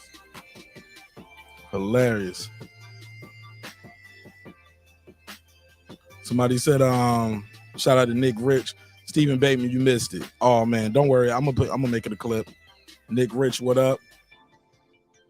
Punch, what up? He said, you didn't call back shit. What you mean? No. Lisa, what up? The right side gonna turn into Charlie. You better not. You better not. That's bad, man. He ain't gonna be that bad. Charlie a straight up troll for real. I don't think right side gonna go like that. Go ahead, Mark. Do your promotion. Say some ooh, shut up, you bitch. Man, I'm about to rewind this shit. Let me see if I can find this shit on live. I'm about to play this shit again. This shit is hilarious. Let me see if I can play this nigga call just there, yo. Let me see if I can find this call. Let me play this. What just happened? This shit is hilarious. Like, see, look what he harder to make 168, and I'm trying to call in the voice. We bought that as a hey, salute to the panel. Salute to the chat, man. It ain't no panel. It's just me. Talk to me. What am I capping about? But excuse me, but listen. I don't know. I can't say you was capping, but I don't know. Okay, y'all heard it right. So that's what he started. That's how it started. I don't know. I can't say you was capping, but I don't know. I don't know what I said you was capping about. I can't hold you, but I ain't gonna lie to you. I don't know what I said you was capping about, bro. I gotta go through a whole nother. Anyway, that's all. Yeah, you put it like a couple times in the chat. You kept saying, "Mark, you capping? Stop the cap! Stop the cap!" Like, nigga, what am I lying about? I'm just reacting to what he's saying. But I put that twice. Yeah. I put it twice. Yeah, you put him twice in there. Twice. Yeah, so I'm like, what am I capping about? Lord have mercy. All right, have mercy. Is that And then he just started saying, Lord have mercy. what we doing? Go ahead. And he said, that's what we doing. I'm like, yeah, I mean, I'm asking you a question. And he's like, Lord have mercy, that's what we doing. So I figured he wanted to move on, so we started talking about other shit. Go ahead, Mark. No, you called, so I was calling you back. So what's on your mind? What you think of the topic?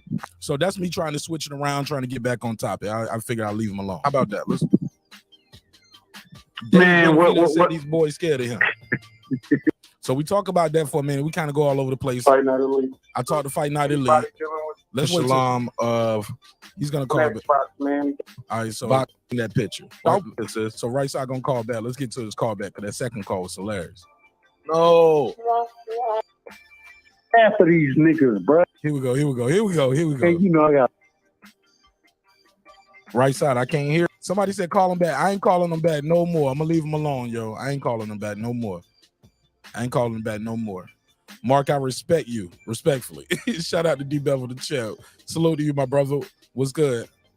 I'll give you the $2. You give him the $2. All right, pay him the $2. Oh, pay the $2. All right, let's go to the next. Let's play this. There you go. Can you hear me now, Mark? Yes, sir. Talk to me. Mark, man, you know I got love for you, bro. Facts. Talk to me. He said, Mark, you know I got love for you. Facts? I don't know if that was a question or he was saying facts to somebody. It was like he said facts to himself. I was like, okay, talk to me. Man, you capping, nigga. You acting like a big nigga right now. So I thought he was talking about my drop. Like, you acting like a bitch right now. So I thought I was throwing the alley-oop. He said, I'm acting like a bitch nigga. Let's go. In the defense that you have for these niggas. Now, who was I defending? I wasn't defending anybody on this shit tonight. What are we even talking about? I'm defending. All right, let's go. Bro, you acting like a bitch, bro. Respectfully. All right, go for it. I'm not calling you a bitch. I'm not saying that. Go for it. You're acting like one. You act like a little bitch right now. Right, so there it is. So what I'm doing? What am I doing? How am I? Well, if you're gonna play, if you're gonna play your promos, go ahead, bro. Go ahead. No, I played that for you. You said I was acting like a bitch. I'm gonna hang up because you're gonna. That's what you're gonna do, bro. No. Right side. Just. No. So I'm gonna hang up, bro. Do not hang up and call back, bro. Just speak your piece. You said I was acting like a bitch. I played the joke. Go ahead. I won't play no more drops. Go ahead. My piece is that Mark, bro, you were talking big shit about niggas on the panel, bro. You were talking big shit about them, and then when you the nigga capping, ain't nobody on the panel. He said I was talking big shit about people on the panel. Ain't nobody on the panel. Like you're doing right now, capping. You can't take the smoke when niggas wanna. I ain't gonna say you can't take the smoke because you can't take the smoke. Respectfully, you can't do that. I ain't gonna shit. So why did he even say that? Like that, but at the same time, bro, nah, you be looking for shit. Nah, nigga, you be capping like everybody else. What is that? All this has nothing to do with the topic. He just randomly call in for that. I had a whole topic up here. None of this got anything to do with the topic. And then nigga call you for capping, and you be on some other shit, bro. Respectful. But it is what it is, man. And I will say, go ahead, go. Man, fuck you. Yo, at the end of the day, bro. Now, what was that about? Nobody wasn't even talking, and he just said, nigga, fuck you. Everybody else. And then nigga call you for capping, and you be. He said, niggas call me for capping. I said, what am I capping about? And out of nowhere, he just gonna say, fuck you. Listen to this. Capping like everybody else. And then nigga call you for capping, and you be on some other shit, bro. Respectful. But it is what it is, man. And I will say, go ahead, go. Man, fuck you. At the end of the day, bro, you can't do all of that shit. You can't say what you say. Yo. And not expect niggas to come at your neck. And then when they come at your neck, you hang up on them. You done hung up on me before. I had another call on the same line, bro. And he was done. Because you have another call and I don't get my shit off. He got your shit on, bro. Rewind the tape. It goes into your discretion. His damn show does go to my discretion. It's my show. I'm the host. We got to move forward. Got another call. What? Of Right course, side. Right side. I agree. I thought I you. agree with you. I agree. I'm sorry. I didn't mean to And hang then- up on you. And I apologize. See, I said I'm sorry. I didn't mean to hang up on you. Yeah, I said, all right, peace. You know, I said I had another call. Yeah, Bro, I thought you was, but I figured he'll call back. Shit, he called back sometimes like 5-6 times a night. So I didn't have a problem with him calling back. I thought, there it is. I thought There it is. There it is. There it is. Oh, you want me to be You quiet more? I talking? thought, see, because now watch this. Now he said he was done. I don't get my shit off. It goes into your discretion. What? Of Right course, side. Right I side. agree. I thought I you. agree with you. I agree. I'm sorry. I didn't mean to hang up on you, bro. I thought you was. I thought There you. I it thought is. we. There it is. Now me apologizing to him was a problem. There it is. See, this nigga wants somebody to be totally silent every time, and he want to talk until his heart content. That shit ain't how it goes. That ain't how the flow goes. There it is. Oh, you want me to be You quiet more? I talking thought we was having a conversation. I'm sorry. Go ahead. No, you got it, bro. Got it. The conversation, you'll be. Oh, we was talking about boxing. Ghost, you mixed it, but you can leave though. Let me help you out on the way out the door. Here you go. Let me help you out. Bye. Like, oh, I thought we had now the conversation is never a conversation. It goes to where you want it to be, bro. It is what it is. I respect it. Respectfully. Salute to you, Marq Nash. And I'm gonna call in again and I'll be on the panel. Don't hang up. Don't hang up. No. You. I need you to tell me what I was capping about, because now you said it again. Be specific. What did I cap about? Bruh, you said what did you cap about? Yes. You called early. You said it in the chat. When you called, you said you didn't remember. You said you're gonna call back when you remember. You called back. You said you didn't remember. Now you called the fourth time right here, and you saying I'm capping again. What am I capping about, bro? And then I start going in, and that's the problem, bro. I go, Marq Nash, and that be the issue. I try to go in, and next thing I know, I get cut off. Hey, everybody. It is what it is, bro. Like, it's love. It's love regardless. Bro, you was done talking. You was done. You cut me off. Listen, no. Go ahead, Marq. Go ahead, Marq. No, bro. Go ahead, Marq. I'm trying to go. I'm trying to go. No. When I'm trying to go into what you asked me about, bro, you ain't even talking about it. Bro, you're talking about, bro, you're pouting about, like, you got it. If I got it, let me talk. You got it. What can I talk? Let me say this. Oh, this nigga hung up. This nigga just hung up in my face. Oh man, this nigga on one tonight, yo. All right, and that's what happened. For the people who's like, damn, what happened? That's what happened. It is what it is. It's gonna be what it's gonna be. Like I said, everybody ain't gonna go with us. And that's okay too. All right. 446921766. We were saying one gotta go. PBC, Top Rank, Matchroom, Mayweather Promotions, Golden Boy, Queensberry. One gotta go. Also, David Benavidez came with all the smoke. Said Charlo at him like a pussy. And said these other guys are scared of him. He said these dudes scared of me, yo. They all scared of me. I don't call them bitches. I don't call them out, call their name out after the fight, call them out in my interviews. They still don't want to fight me. We on the same side of the street. Some of you guys should have been happened. They don't want to fight me. All right. That's where we at with it. That was the topic for the night. Let me see what they saying in the chat. He said, I don't know this dude. You side cut him off, but fuck him. I don't know him. Yeah, I did cut him off right there at the end, bro. I did cut him off because I still hadn't got the answer to the question that started the whole shit. Like, you capping, like, about what? He said, I forgot.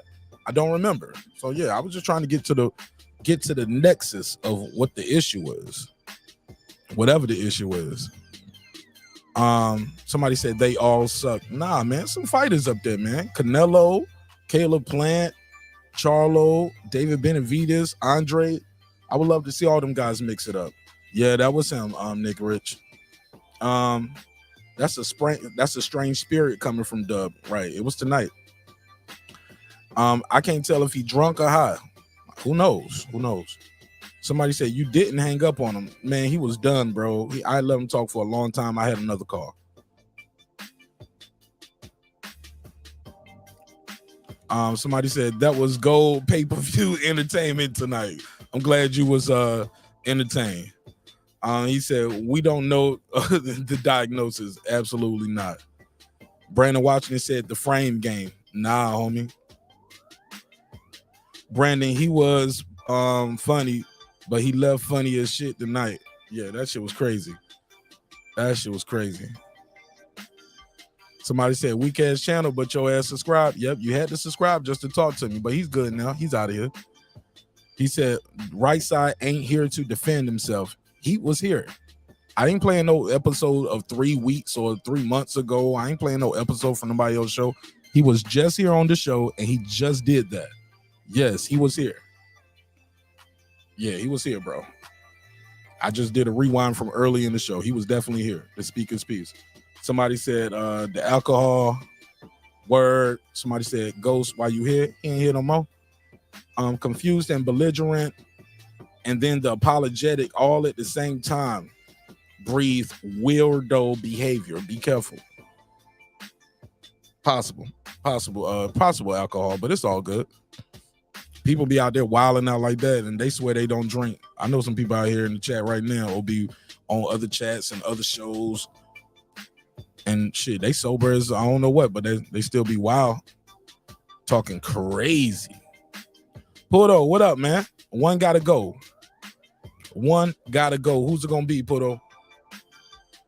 Top rank, Golden Boy, PBC, Matchroom, Queensberry promotion. One gotta go. Who's it gonna be?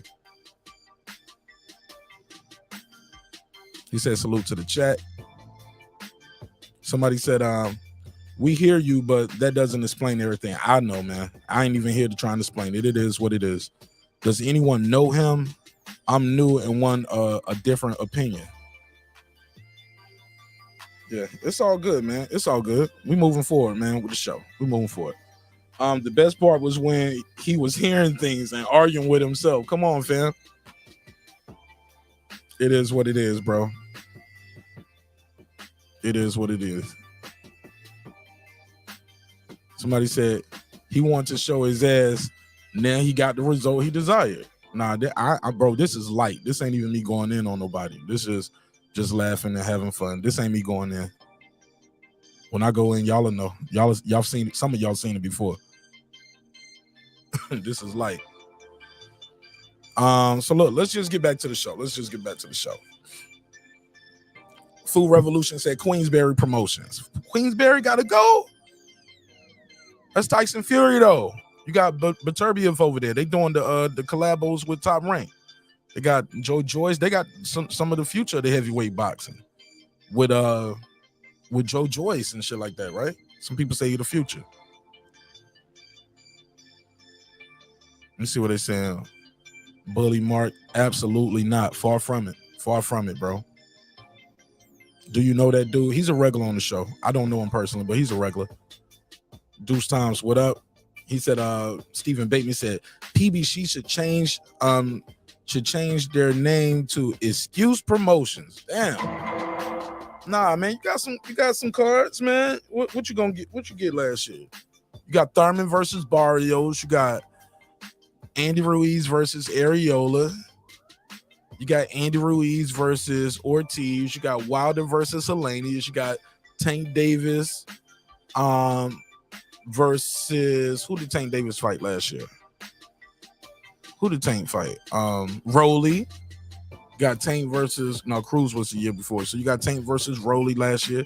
So you did get some fights, right? Maybe it wasn't a fight you wanted, right? You got Jermall Charlo, Castaño, undisputed. That was last year. I'm just trying to be fair. But maybe that's what I'm doing with capping, right? Maybe that was the cap. Clip said, man, y'all really take Martin's openings for granted, I swear. He said, it's his show. Don't like what you see or hear, don't watch it. It's not complicated. Make some noise for this dude. This guy has the answers. He know what he's talking about right here. It's not that hard. I'm not bullying nobody, man, and I ain't forcing nobody to be here. I swear I'm not. Just trying to have a conversation about boxing. We was trying to talk boxing tonight. Now I'm a bitch and all this other stuff. I love it though. I love it. I really do. I love when people really reveal themselves. Yeah, but Clips, you're 1,000% right. It's not that hard. Yeah, I'm not bothering nobody. I didn't force nobody to be here. He said, but yeah, they definitely take it for granted because some people you can't call their show. They ain't got no phone lines. Some people don't do no open panel. They just read the chat all day, and that's it.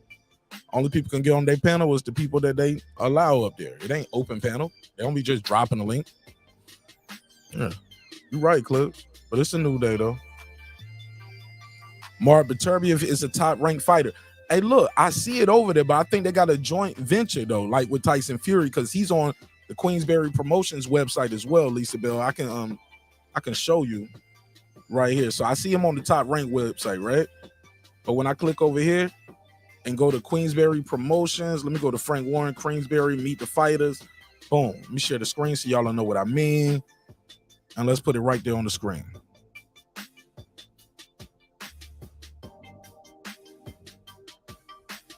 Boom. Oh, can't see it. Let me take this graphic off. So right there on the main screen, you see Tyson Fury, right? That's what they got there. They got Tyson Fury. Ali Gray said PBC hired him. Golden Boy for me. Skip that one. He said, does he talk different other times? I don't know, man. I'm past that shit, man. PBC needs major restructuring, but they have some good fighters. They what you mean by restructuring? Be more specific. Food Revolution. When you say they need some restructuring, what exactly do you mean? Let me know. Or you can call in. Where am I at? Where am I at? What was that? Food Revolution. That was the last one I read. All right, here we go. She said, Stephen Baby said, to be honest, Mark, they all should let the fighters go do their own thing. Nah, you can't do that now. I got to put a case on you, Stephen Bateman. We can't do that.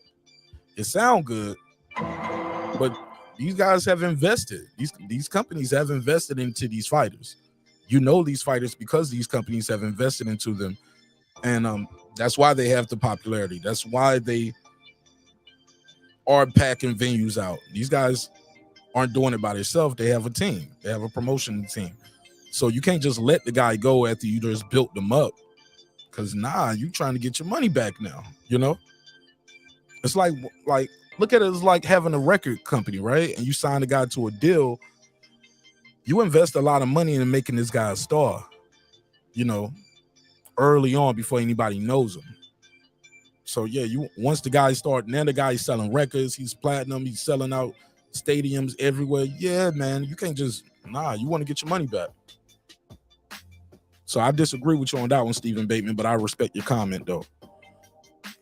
Pudo said Haplo. He said I wanted to pick all, but I had to pick one. Oh, what did you pick, Pudo? I missed it. Let me see what he said. Let me see what he said. Oh, you said top rank? Hell no. Why you pick top rank, Pudo? What's wrong with top rank? They got, man, they've been putting on some fights, bro. They've been consistently putting on fights. Consistently, man. Like guys like Nico Ali Walsh, they've been building him up. He kept fighting. Shakur was fighting. They had some of the best shit last year, bro.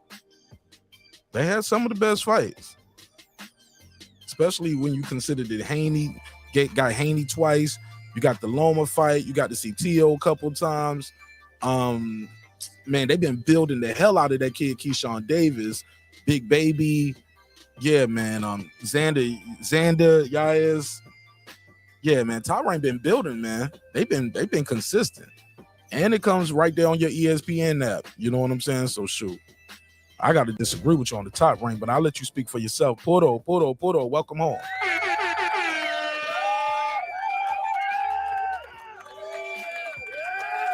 Talk to me. I'll meet you, my big dog.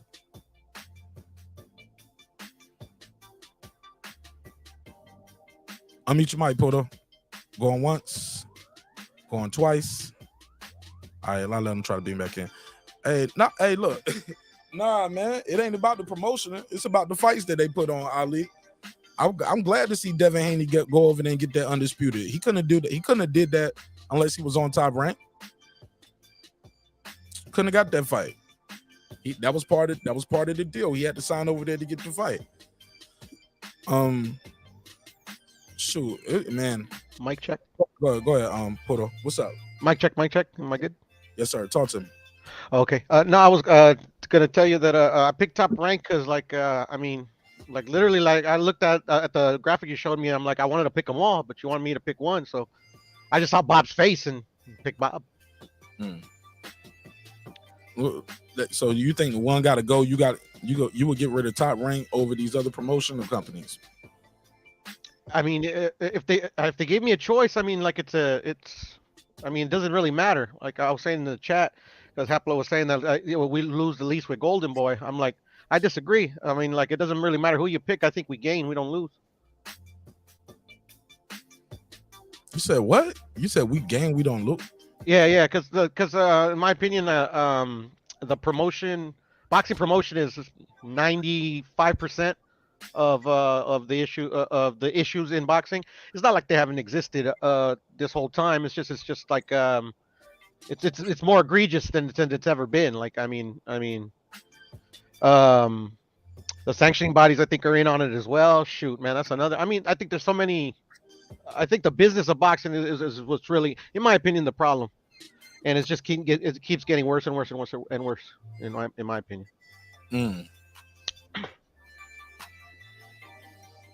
Okay, but when you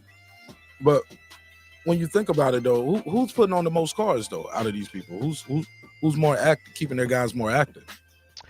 I would say it'd be active. I mean, define active, but I mean, Keyshawn Davis fought like how many times last year?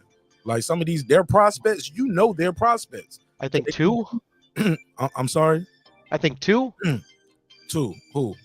Keyshawn. I think he fought twice. Okay. Only reason I said it is because Top Rank, their prospects because you keep seeing their prospects. They building these guys up like Big Baby, Xander, Belanga, Keyshawn. Like these are all prospects, but they out here moving like stars because people know them. They getting popular. Top Rank is building them up, putting them on TV. And you watching these undercards. When you see these guys on the undercards, people are watching their undercards. Keyshawn Davis fought 3 times in 2022. How about 3 times? Okay. That's impressive, man. For a prospect to get to fight 3 times. Like, that's what you want. Yeah, it's not really impressive to me, Mark, because I'm just used to, prospects fighting, more than twice a year. It's just, I'm used to it, I still think that prospects, even if prospects fight once a year, I just assume they had, 3 other fights. Who are they, though? Who are the prospects that you're talking about? You talking about back in the day? No, I'm talking about, just in my mind. I just assume, even though I don't see every single prospect, I don't see all their fights throughout the year. I assume a prospect I know of probably had at least 3 fights. It's not impressive to me for a prospect. So who are the prospects you talking about that are fighting all these times? No, that's what I'm saying, Mark. I don't know if they are. You could probably tell me if they are or they're not. I'm just assuming that they are. Well, my point is, you just made my point. These guys on TV, they're fighting. Yeah, exactly. But I mean, there's a lot of prospects that are really good boxers that I found out about on YouTube, and literally, if I was never on YouTube, I wouldn't have found out about them. I mean, that's YouTube. That ain't the promotion. Or some would argue some channels are an extension of the publicity department of some of these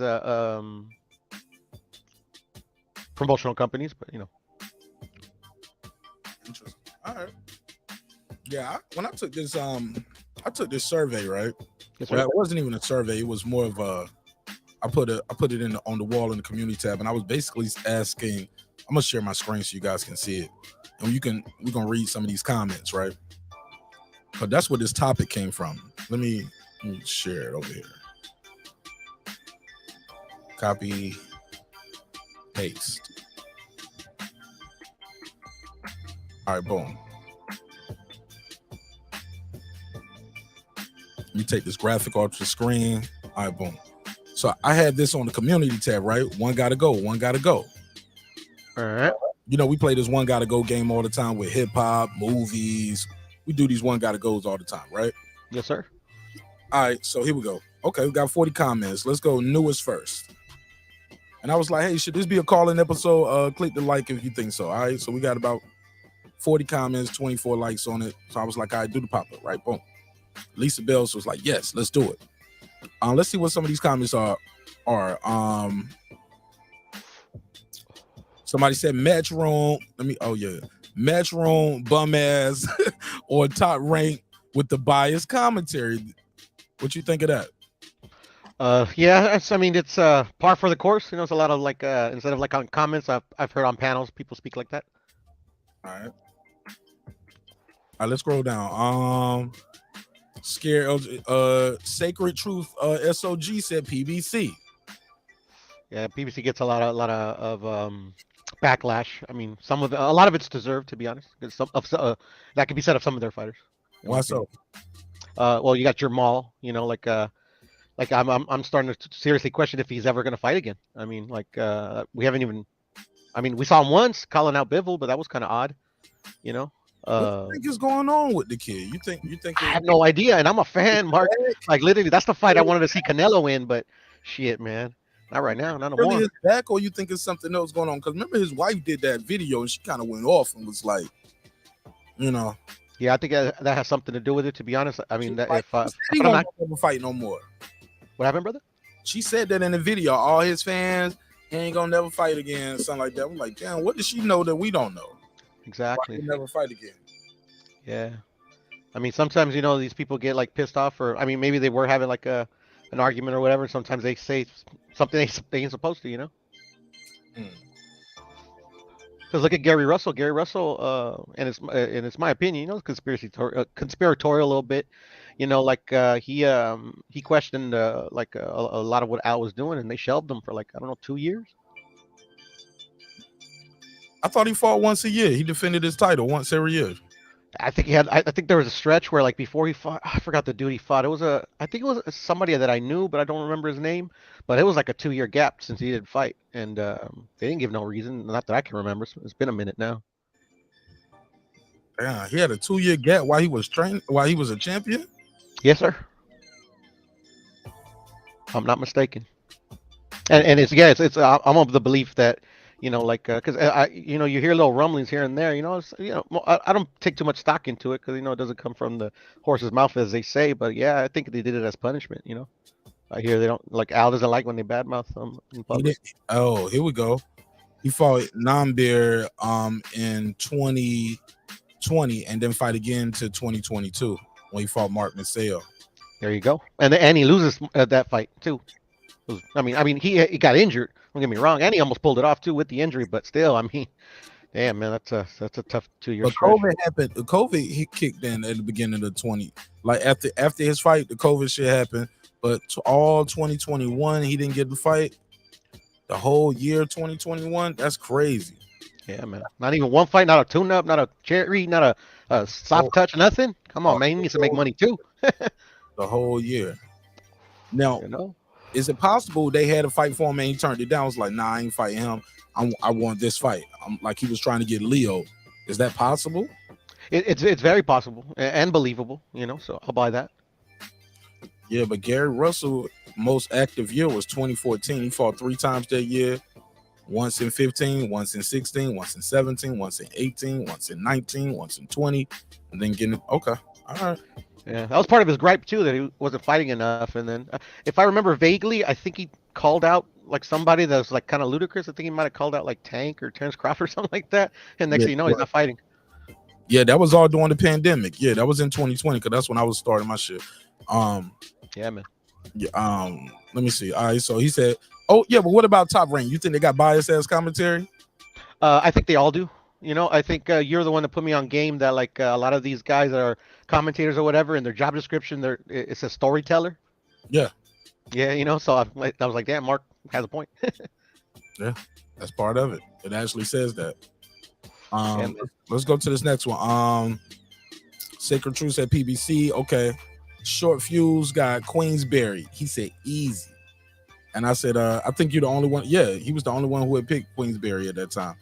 Probably lives in the UK. Alonzo said, I'm swearing being honest. This isn't a hate thing, but if PBC disbanded and Showtime wouldn't have boxing anymore, we would see fights we have been wanting to see. Do you agree with that?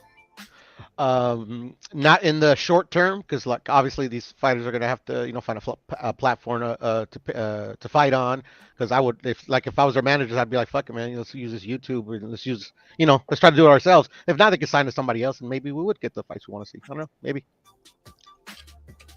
Okay. Yeah, I disagree with him on that. I think these guys would just go to top rank. Some would go with Eddie, and it would still be split up. I don't think everybody would go to the same spot. I disagree with that. The Zone and fake ass Eddie got to go.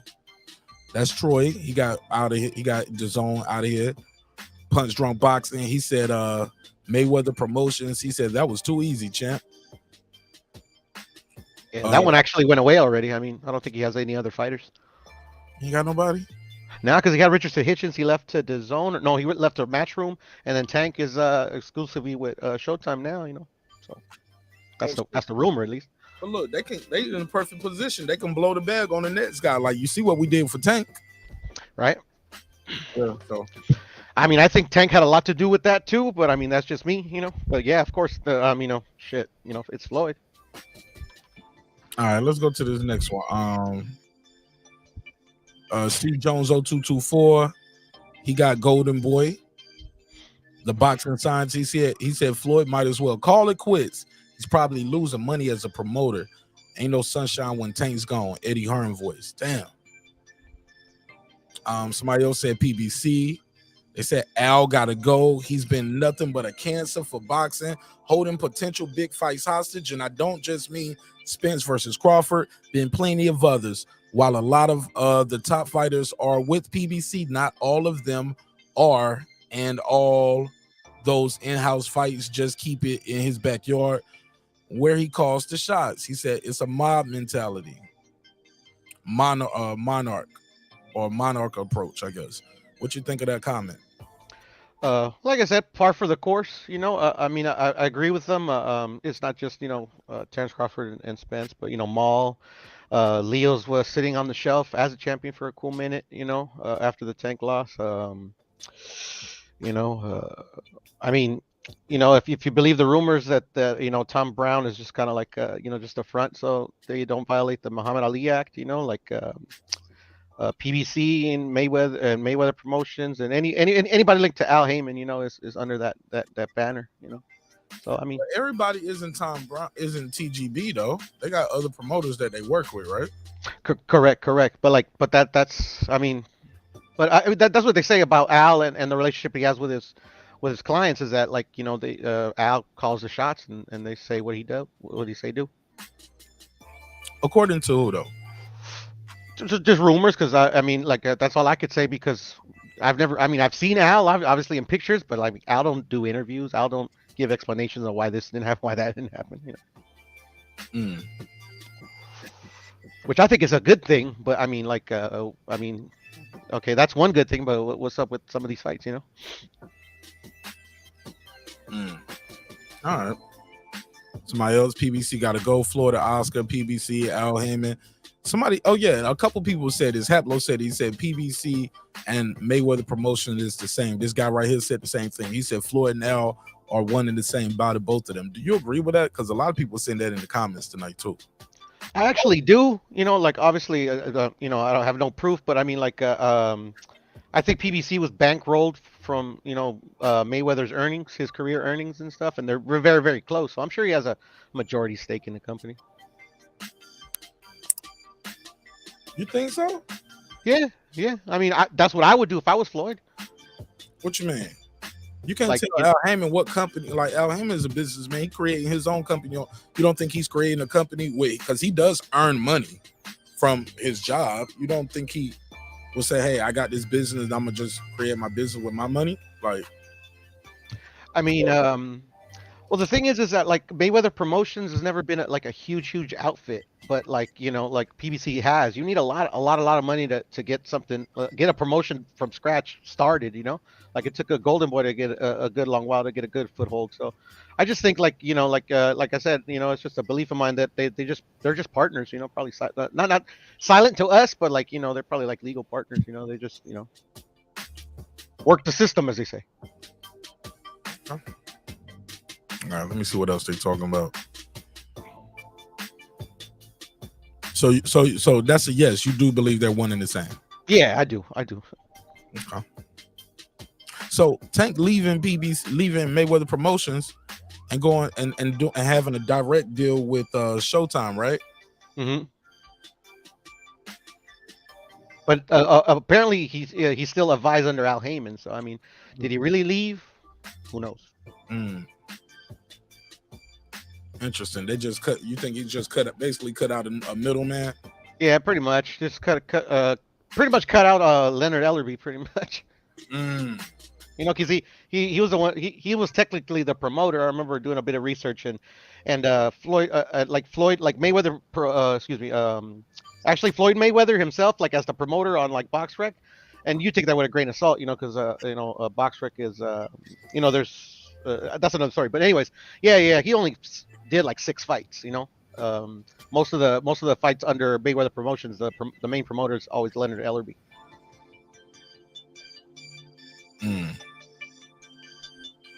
Yeah, that's pretty much it though. Yeah, you're right about that. Haplo said what Hap's talking about? He said he's going by last year.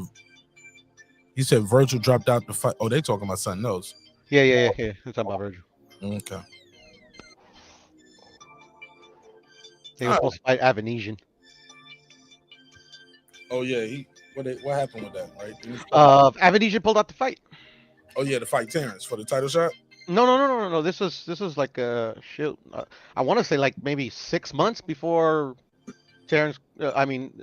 Before Terence and Crawford were even rumored to be fighting. It's just I know he was gonna fight McKinson first, but then he got rhabdo, and then after he got healed up, he signed to fight David Avanesian. And then I remember reading an article. I don't remember it verbatim, but I remember saying that David pulled out the fight. I don't remember what the reason was, but they said that the David side was the one that pulled out. If PBC, this Redcliffe, he said if PBC disbands, he said a vacuum would take place. Fighters would get signed to another entity like BLK Prime, catapults, and he said fighters get signed to another entity like BLK Prime, catapults into the mix. Same cycle continues. Yeah, man. At the bottom line, if these guys don't want to fight each other, man, they're not going to fight each other. It's as simple as that. They gotta want to fight each other, or these guys gotta want to work, or the network gotta want to fight about a fight. Because these guys can want to fight each other, but the people be like, the network will say, we're not buying that. Mm-hmm. We don't want to buy that fight from you. Which I think is the situation with Bud and Crawford, Bud and Spence. That's just my personal opinion. But the network didn't want to buy it. Yeah, I just don't think they want to put that fight on Showtime in particular. I don't know. I think they want to do it. They just want to do it solo. I think they want to do it, bro. I think Showtime want to do it. Yeah, I mean, but they leaving the business up to, they leaving it up to Al Heyman to get it done. Get these guys on one accord and and send us a package. It ain't. I don't think it's gotten to their letter. It's gotten to them yet. Yeah, I hear you, Mark. But the only reason I say that is I mean, if you believe, what comes out of, Twitter, boxing scene or whatever, man, and, he agreed to no guarantee, it's just, to me, it seems like, I don't know, somebody's making it overly complicated to get this fight done, where there's lesser fights that don't have as much buzz, at least on our community, that get made easily with a guarantee. And, I don't know. It just seems weird to me. Yeah, when people always say no guarantee, I was like, so what did he go home with that night after the fight? Right.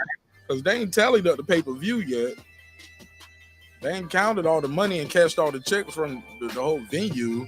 Like, what do you leave with that night? That's what I want to ask somebody next time I interview them in the business. If you lose, an ass kicking. Hmm? I said, if you lose, the fighter that loses, he leaves with an ass kicking and no money. Shit, even if you won, you took some punches that night. What do you leave with that night? What is the check in the back waiting for you that you signed for after you just got into a fight? It's no guarantee. I'm like, what? No guarantee. And I remember saying Eddie's like, yo, a fight like that, a lot of times it does, I think, happens here. He said they don't have guarantees, and we just have a good percentage split. But I'm still thinking, what does he leave with that night? And if Adrian Broner, what he's saying is true, where shit, you're not even getting your pay-per-view revenue to like 6 months, 4 to 6 months, maybe a year later. I'm like, what? Hell no, that shit sounds crazy as fuck. Waiting a year to get paid for, how much shit can happen in a year, how much you get backed up, you can lose your house. Yeah. And less than that. What's that, Hablo? Talk to me. What up, Hap? Yo, what's up, guys? Same old, man. I just wanted to all right.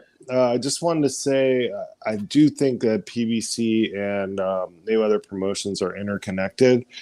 Obviously, with the Ali Act, you can't have a manager and promoter, which is what Don King, like the only guy who ever got busted under the Muhammad Ali Act, was doing. He was managing, promoting guys at the same time. So that's what the Ali Act says. So Al Heyman was clever and came up with this whole advisor term, so he can work on both sides of the thing, but he can't legally be the promoter. So he needs a promotional arm.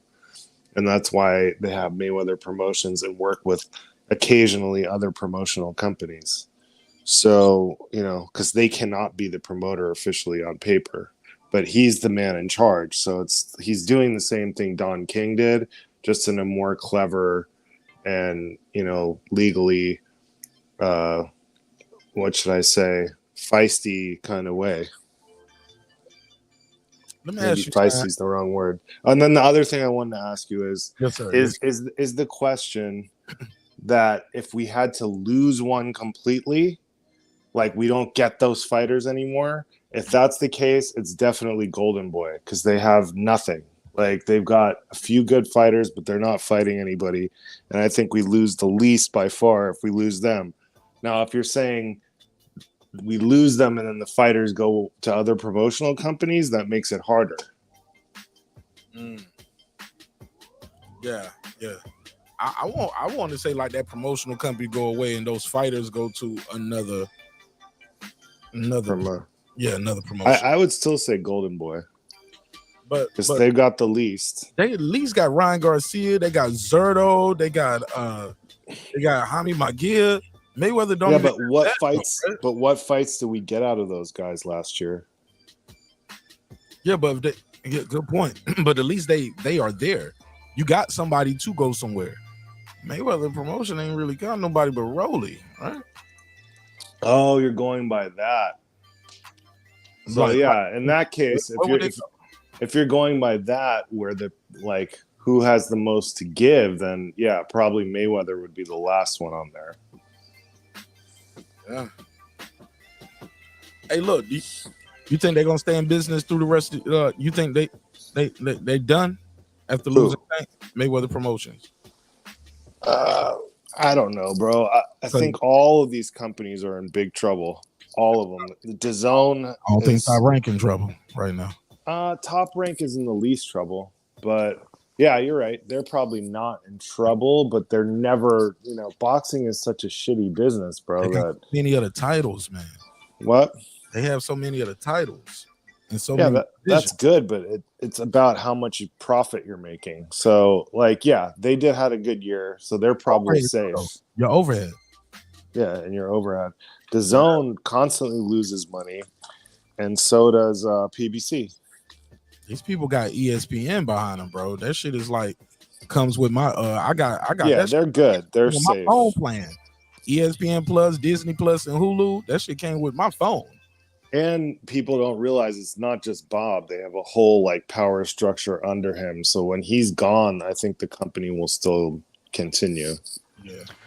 Yeah, and a lot of people don't take into account that Bob doesn't.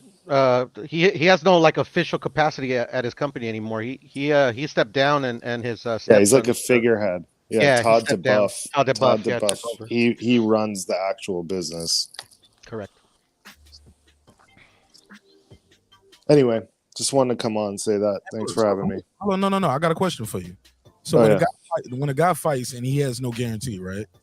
What when at the end of the fight when he walks in the back room and you do your drug test for the commission or whoever, right? Mm-hmm. Usually that's when you sign and you get your check, right? You sign for your check. Right? Yeah. What check? Yeah, I'm sorry. Yeah. Okay. What check do you get in the back when you don't have no guarantee? Nothing. So you leave that night with no check at all, just like a promise to get paid later? You get nothing? When they I don't know. When they add up that gate and add up all of that shit, when do you get paid? You get paid when they collect everything and determine based on your percentage of the back end how much money you get. But it's really easy with clever accounting to show that they took a loss, even in big fights. So you might not be getting paid for a while unless you had in your deal that, like, in the back room after the fight, you get an advance on your percentage or something. But wouldn't that be the same thing as a guarantee? What? So hold up. I'm saying it could be that they offer you an advance, like, so you get something the night of the fight. You get an advance on your, split, but isn't that the same thing as giving someone a guarantee? So I don't think they did that. So not if you give them like a really large advance and it's not enough to cover it. Yeah. So yeah, it's nothing is the answer. That's what they get. That's crazy. So when would you get your check? Monday? Like, they're gonna add up that door. They're gonna add up the gate and all of that shit. They got deposit. They got a lot of cash. They're gonna stall you out. No, don't say that. They're going to stall you out because they're going to take their time calculating all the losses and profits, and they want that the profit number to be as low as possible for a lot of different reasons. Tax wise, they have to pay less taxes on less profits, so they claim more deductions. And that all comes. But that's net though. I'm bottom line. Gross. Let's say I'm getting paid off the gross, not the net. Like, when would I get, like, all you got to do is add up all the money and pay me then. All the other stuff, I get paid off the gross. I'm supposed to get, let's say I get 50% of the gross. You guys gross. And they could still stall you out on that because they still have to collect. Is this a pay-per-view? Yeah. So it could take a week or two before they get all the pay-per-view buys and returns and all that. So what about the gate though? You already got the gate money. It's cash right there. The cash from the concession. Okay. And all that money y'all made a deposit. Can I get my gate money now and y'all can give me the pay-per-view after y'all finish adding that up? But I need the gate money now. Okay. If the gate money were to exceed the losses, then yes, they would be able to give you some money out of the gate. Unless they say MGM is dragging their feet, you call them up, you're like, yeah, MGM, man, accounting got COVID, man, come back, call me next week. Call me next week. Don't say that, bro. That's crazy. That's crazy. That's how it goes. I have no idea, but I can imagine somebody telling you that. I got some people I'm gonna have on. I got a women's week I'm gonna do over the show. I got she's a promoter. I'm gonna try to get her on the show. I got a matchmaker out of Vegas. She's a lady as well. And of course, and by the way, dude, fighters promoters come out of net, not gross. So that was all academic what we just said. Oh, okay. I'm sorry. See, because I thought I've heard I heard it was the otherwise. Remember when Max did his when Max went on his rant about the Terence Crawford negotiation? He said, and nobody does net anyway. Remember they was trying to offer Terence net, and Max Kellerman and Mike Coppinger were acting like that was beyond the norm. It was like, who does the net profit? Probably because they can do what you saying. Okay, no. What I'm saying is, bro, profit itself, you have to determine how much the loss was. How much was the spend? We're not talking about profit. We're talking about sales. Like, I get paid off the gross sales, not gross profit. Like, if you sell 2 million, I get a half. I want $1 million. Hold on, I don't even know who this guy is right here. let me answer this call. I don't think that's how the deals work, bro. Profit is profit. That's why I said we got some people in the business I'm gonna have on. Like I got Rachel Donaire. I'm gonna have yeah, she would know better. Keisha, she's a matchmaker, and I also got she would know better. I mean, I know music deals more than I know and other types of deals more. I've never done a boxing deal, so I'm just talking from my experience. Yes, sir. Yes, sir. Mr. J, is this Thor? Jimmy, go ahead. Yeah, bro. Yeah, it's me. Salute, bro. I hope everyone's doing well. Yeah, bro. Happy New Year. Happy New Year, bro. I think Max was acting a bit surprised because usually the purses are a part of the budget.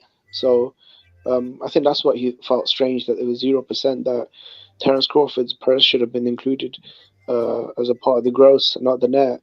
So the net means that Crawford would get paid at the end.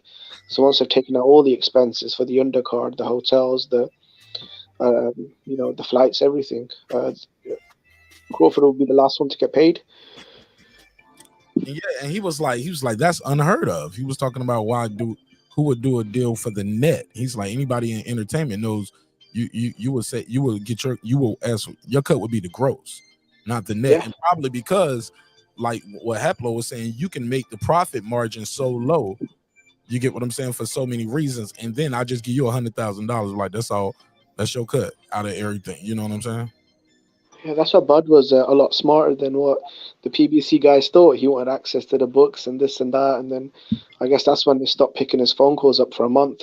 That was after Ahim threatened him that Spencer's going to fight in November with or without you. So when Crawford walked away, I don't know why people are so surprised. Like, I don't know. Yeah, that's a whole nother can of worms, man. Yeah, man.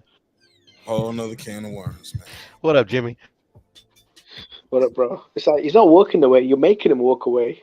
It's like if I try and ask this girl out to a date and I spend 6 hours knocking on their door and then I walk away, but then I'm the bad guy because I walked away. Like, come on. You didn't want to go on that date. Exactly. I didn't want to go on the date. I'm the bad yeah, why guy, didn't you bro. stay 7? Yeah, bro. I walked away from the negotiation, right? She was to open the door at the 9th hour, bro. I just, I walked away. So it's my fault, bro. She gave you your address. She took you right. Exactly, bro. You was right at the door. Bro. I've just always wondered that though. Not too long ago when I started hearing about that, the no back, I was like, so when do you get in? So you leave the building with nothing but a black eye? Like you got to be rich already to take a deal like that. Like you already got to have some money in the bank stacked up. You get what I'm saying? To take a deal like that, you got to keep yourself afloat for a while. It might take months for it to all get calculated. We're talking sponsors and companies. Yeah, it might take months. And then you don't even know what's going to be calculated because you can't even see the books. So, right. Be like Richard Progray online. Talk about, I ain't got no check yet. You know what I'm saying? I mean, for me, I think it's this simple. I mean, and this is the reason I don't blame the fighters for that fight not happening. If you really, really want to host a fight, you would incentivize the parties involved, you know, to make this fight happen. With a zero guarantee, do you really want to make that fight? I say no. Well, then why are you saying the parties? Because that was just one party that did that to the other party. Yeah. Yeah, but we're what do you mean? What do you mean though? It was only $50 million. Al Haymon only. It was Al Haymon only. It's not Crawford and this team. Didn't Crawford go out and find money like so they could both get paid and they still said no? He said, I don't want nobody touching this fight. According to Crawford. He said, Haymon told me I don't want nobody touching this fight. He's like, all right, cool. But I mean, the money's not. Oh, I'm sorry. Sorry, go ahead. My bad. At that point, what do you do? Because not only did they offer you no guarantee, and you're like, all right, well, let me see the books then. No, okay, well then let me bring all the money. Here's $50 million for each of us, and you know we'll split everything down the middle. Nope, not that either. So I mean, what's left? Nothing.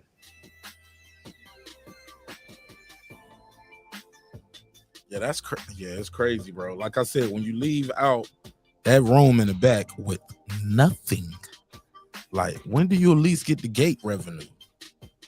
When do we split the gate up? I can understand pay-per-view, because even with pay-per-view, you know, people get refunds for pay-per-view. That's why it takes so long, because first of all, you don't get the billing cycle. You know, you order the fight right here, but that's on the next billing cycle when you actually pay the bill. You get what I'm saying? Right. Yeah. And there's no guarantee that the gate is going to cover all the costs, bro. Most of the time it doesn't. Not on a pay-per-view fight. Yeah, but let them. Hey, look, let y'all get y'all money back from the gate and all that stuff. Shit, I need some money now. Is that when you start hearing about fighters taking loans? Probably. Yeah. I mean, Broner was complaining about that, saying that there's a lot of problems with the PBC money. I know Charlo's wife was on her, I think, Instagram talking about how they were broke. So interesting. Yeah, I'm just curious, man. I'm asking questions.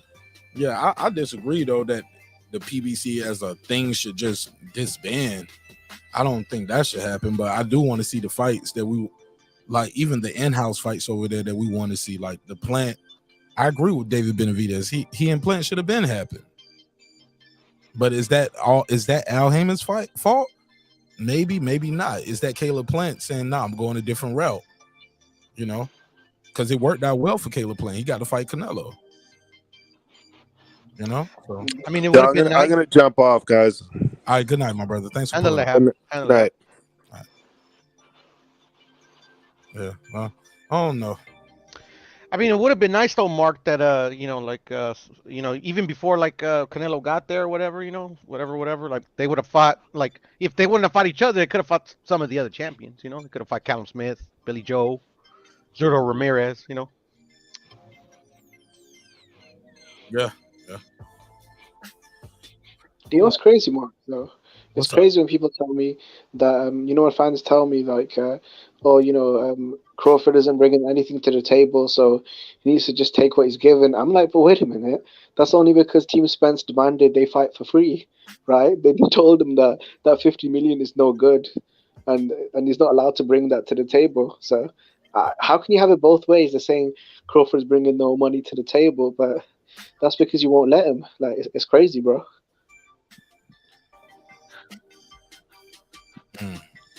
Yeah, it is what it is, man. It is what it is. But I get it though. He said I can understand, like, you've been building up Errol Spence, and out of nowhere somebody else just pull up. I can understand that you want it, but your what? I don't know, man. Because I be hearing people saying that shit was gonna make 50 million. It was gonna make more than that. I was like, I don't know, bro. You sound like me, Marq, when I'm fucking thinking about this fight. I'm like, man, people say it was gonna make more than 50. They was gonna make more than 25 a piece. Like, I was like, why would you want to put a limit on yourself? I was like, shit. He said that the Adrian Broner too, turning down that Roc Nation deal. That might have worked out good for Adrian Broner looking back, right? That really good. Deal, yeah, the Roc Nation deal was a nice piece of change. Yeah, I mean, Adrian Broner, I don't think has made as much money since, and that was, I think, only a 5-fight deal, right? He's probably had 10 or 15 fights, and he probably still hasn't made that kind of money. They offered him crazy money. 40 million. Yeah. It was like 40 million for how many fights or how many years? But I think it was 5 fights. 5 fights, 40 million. Come on, fam. Yeah. It was a 5-year deal. 5 years. I think it's I think it's 5 fights. I'm looking at right here, according to TMZ Sports. Broner explained why he recently rejected the Roc Nation Sports 5-year, 40 million offer, even throwing shade at founder Jay-Z's business tactics. Okay, yeah. So that's the headline right there. But I don't know. Let's hear what he said. Jay-Z didn't do it, you know, literally, but they shot the email or whatever, and y'all hear it? I wasn't. Yeah. Yes, sir. All right. That's his audio breaking up. All right, let's go. Happy with, you know, the capacity of the contract was 40 million for 5 years, and that's just bullshit. So it says here that you went on social media and you wrote, somebody go tell Jay-Z to bleep my bleep with an elephant tongue. Suck my with an elephant. What do you say about that? I mean, it is what it is, man, because at the end of the day, man, I felt disrespected. If you going to come to me and tell me that I'm going to fight 2 times a year, getting $8 million a year for 5 years straight, you got me up. I'm not old. Oh, so basically he was like, it was going to be $4 million a fight.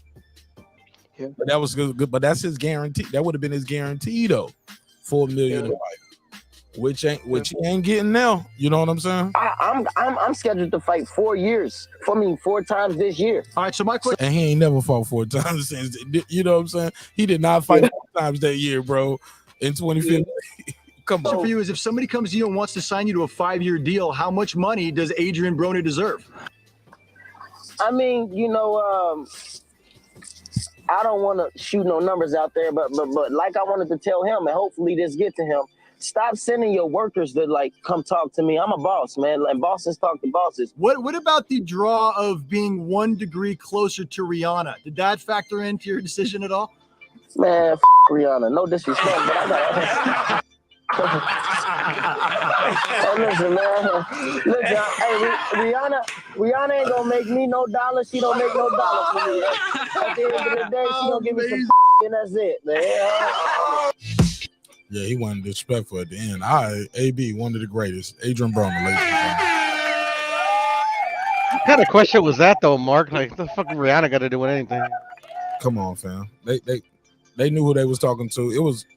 It was all others on the panel except Van Lathan. So Yeah. maybe they were trying to relate to him. They were trying to get sound bites, Mark. That's all they're trying to do, man. Maybe. And they got one. Yeah, right. Shit. I mean, that was the starting offer, right? So maybe AB should have just tried to hustle his way to, I don't know, $5 million a fight instead of cussing Jay-Z out. Yeah, I agree, Nick. She said just because his name is attached doesn't mean it's all gravy. We're just talking about that would have been pretty much a $4 million fight guarantee for 5 years, right? He said he was supposed to fight twice a year.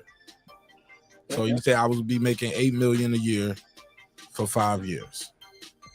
That's the guarantee. What about the pay-per-view? What about the upside? He said because he looked at it like, oh man, I'm supposed to fight 4 times this year. He ain't fought 4 times. Adrian Broner ain't fought no 4 times. So yeah, looking back, that might not have been the best advice. Probably should have took that deal because he ain't got no offer like that since. Yeah. I think outside of the money. Look at this, he might have already lost at that time too. Let me see. Had he already lost to Maidana around that time? When did he lose to Maidana? Yeah. It was after the Maidana loss, yeah. I don't remember. Sure. Yeah. This is after he lost to Maidana. He lost to Maidana in 2013. So in 2015, when this is happening, he was supposed to fight Sean Porter. You know what? He did fight 3 times in 2015. He fought John Molina Jr., lost to Sean Porter, then he won against Alkaverdiev.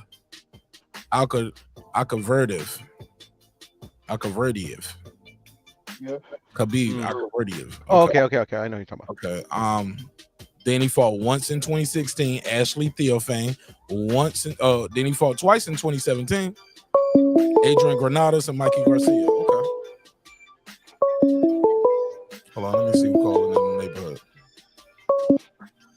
Check 1, 2, check 2, check 1, check 2. What it do? Microphone check. Hey, it's the boxing scientist. What it do, man? What's good? Y'all can y'all hear him on the panel? Can y'all hear him? Yeah, we can. What up, scientist? All right, go ahead. Boxing scientist, talk to us, bro. Hey, what up, Piro? Mi hermano. Yeah, what up?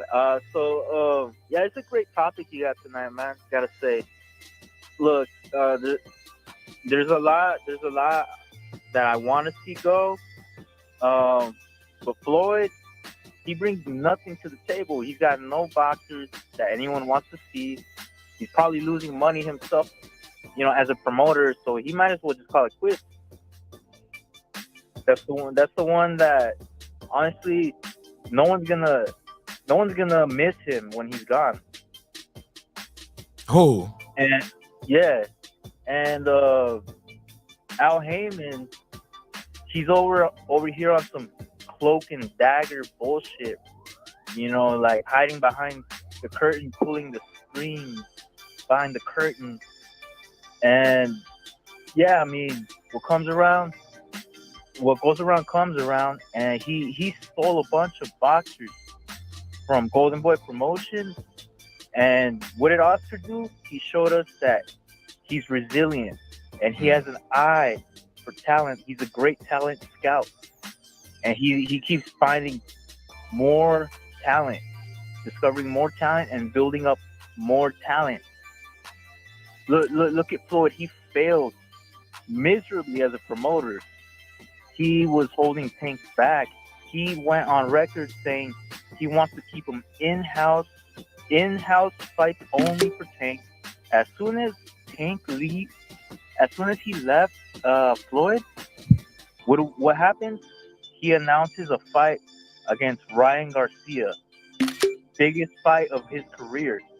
That's no coincidence, man. No one's gonna miss Floyd. He's bad for boxing. Good riddance. Good riddance. Get him the fuck out of here. All right. Shout out to the boxing scientists. All right. Thanks for having me. All the time, bro. Won't have it no other way. Won't have it no other way. All right. Anybody want to reply to the call? I thought it was funny. I mean, what talent has Oscar developed? To be honest, and that just doesn't go for Oscar, but other than like Top Rank, none of these guys are really doing. Ask Canelo, man. He would probably say the same thing fucking about Oscar that the scientists said about Mayweather, man. I'd say a couple of years ago, Mayweather had a decent stable when Badu Jack was the champion. He was actually my favorite fighter from TMT because I thought he was taking on a lot of tough fights, that the fans wanted, compared to how Mayweather navigated Tank's career. But he had Tank, he had Badu Jack, Ishe Smith was a champion, so I think he had an okay stable. I think it's kind of over now for him as a fighter, unless he wants to put his company in the back of Rolly Romero. I think with Oscar, I'd say he's a bit more versatile because I'd say Virgil and Ryan are kind of rising stars that could go on to do good things and have some buzz. He built Canelo, Munguia. I'm not saying he's got the deepest stable compared to Bob Arum or R. Heyman or Eddie Hearn, but I'd say Oscar's probably got a better stable right now than Floyd. Really? Yeah, because he got a couple. He got Zerto, Ramirez. What's the other kid? He got Virgil Ortiz, right? Mm-hmm. Yeah, Virgil, Ryan. He got some guys that people are excited about their future and seeing what they're gonna do. Yeah, he definitely got some guys over there. Good point, man. Good point, Jimmy. Alexis Rocha. He used to have Speedy Rashidi, but he left. Let me see, one guy. Oh, he's got Kid Austin. Oh man, I like Kid Austin. You get what I'm saying? Yeah, he's building, man. He's building. He ain't putting all his eggs in one basket with these guys, I think he has Blair the Flair as well. Woo! The Black Ops, don't forget about him. I like Blair the Flair. I like hey, look, he lost, but you know what? Got right back in there with a tough opponent and got the job done. Very next fight, And that actually impressed me, Mark. I ain't gonna lie. I thought he was gonna lose this fight. His weight. Yeah. Wait, what's his name, man? Maurice Hooker. Maurice Hooker. Yeah. Very next fight, Maurice Hooker. He didn't have to do that, bro. He's a really good fighter, Maurice Hooker, but he got the job done, man. Impressed me. Yeah, man. I like Blair the Flat, man. I wish him nothing but the best. Yep. Yeah, man. Damn.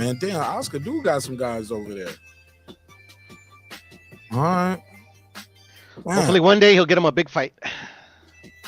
Yeah, but he's building. He got some guys he's building, though. He's building these guys. Well, he's building Jaime Munguia. Has been building him for quite a long time. I think he probably break Mayweather's record before he fights a big fight. Ryan built himself. Virgil, he's done a good job with. Nah. You ain't gonna just say Ryan built himself. He did. He did, Mark. You didn't know him though. Like people. I did know him, and most people did know him because look at the following he brought with him. No. He brought. That shit comes from him being with Oscar too, though.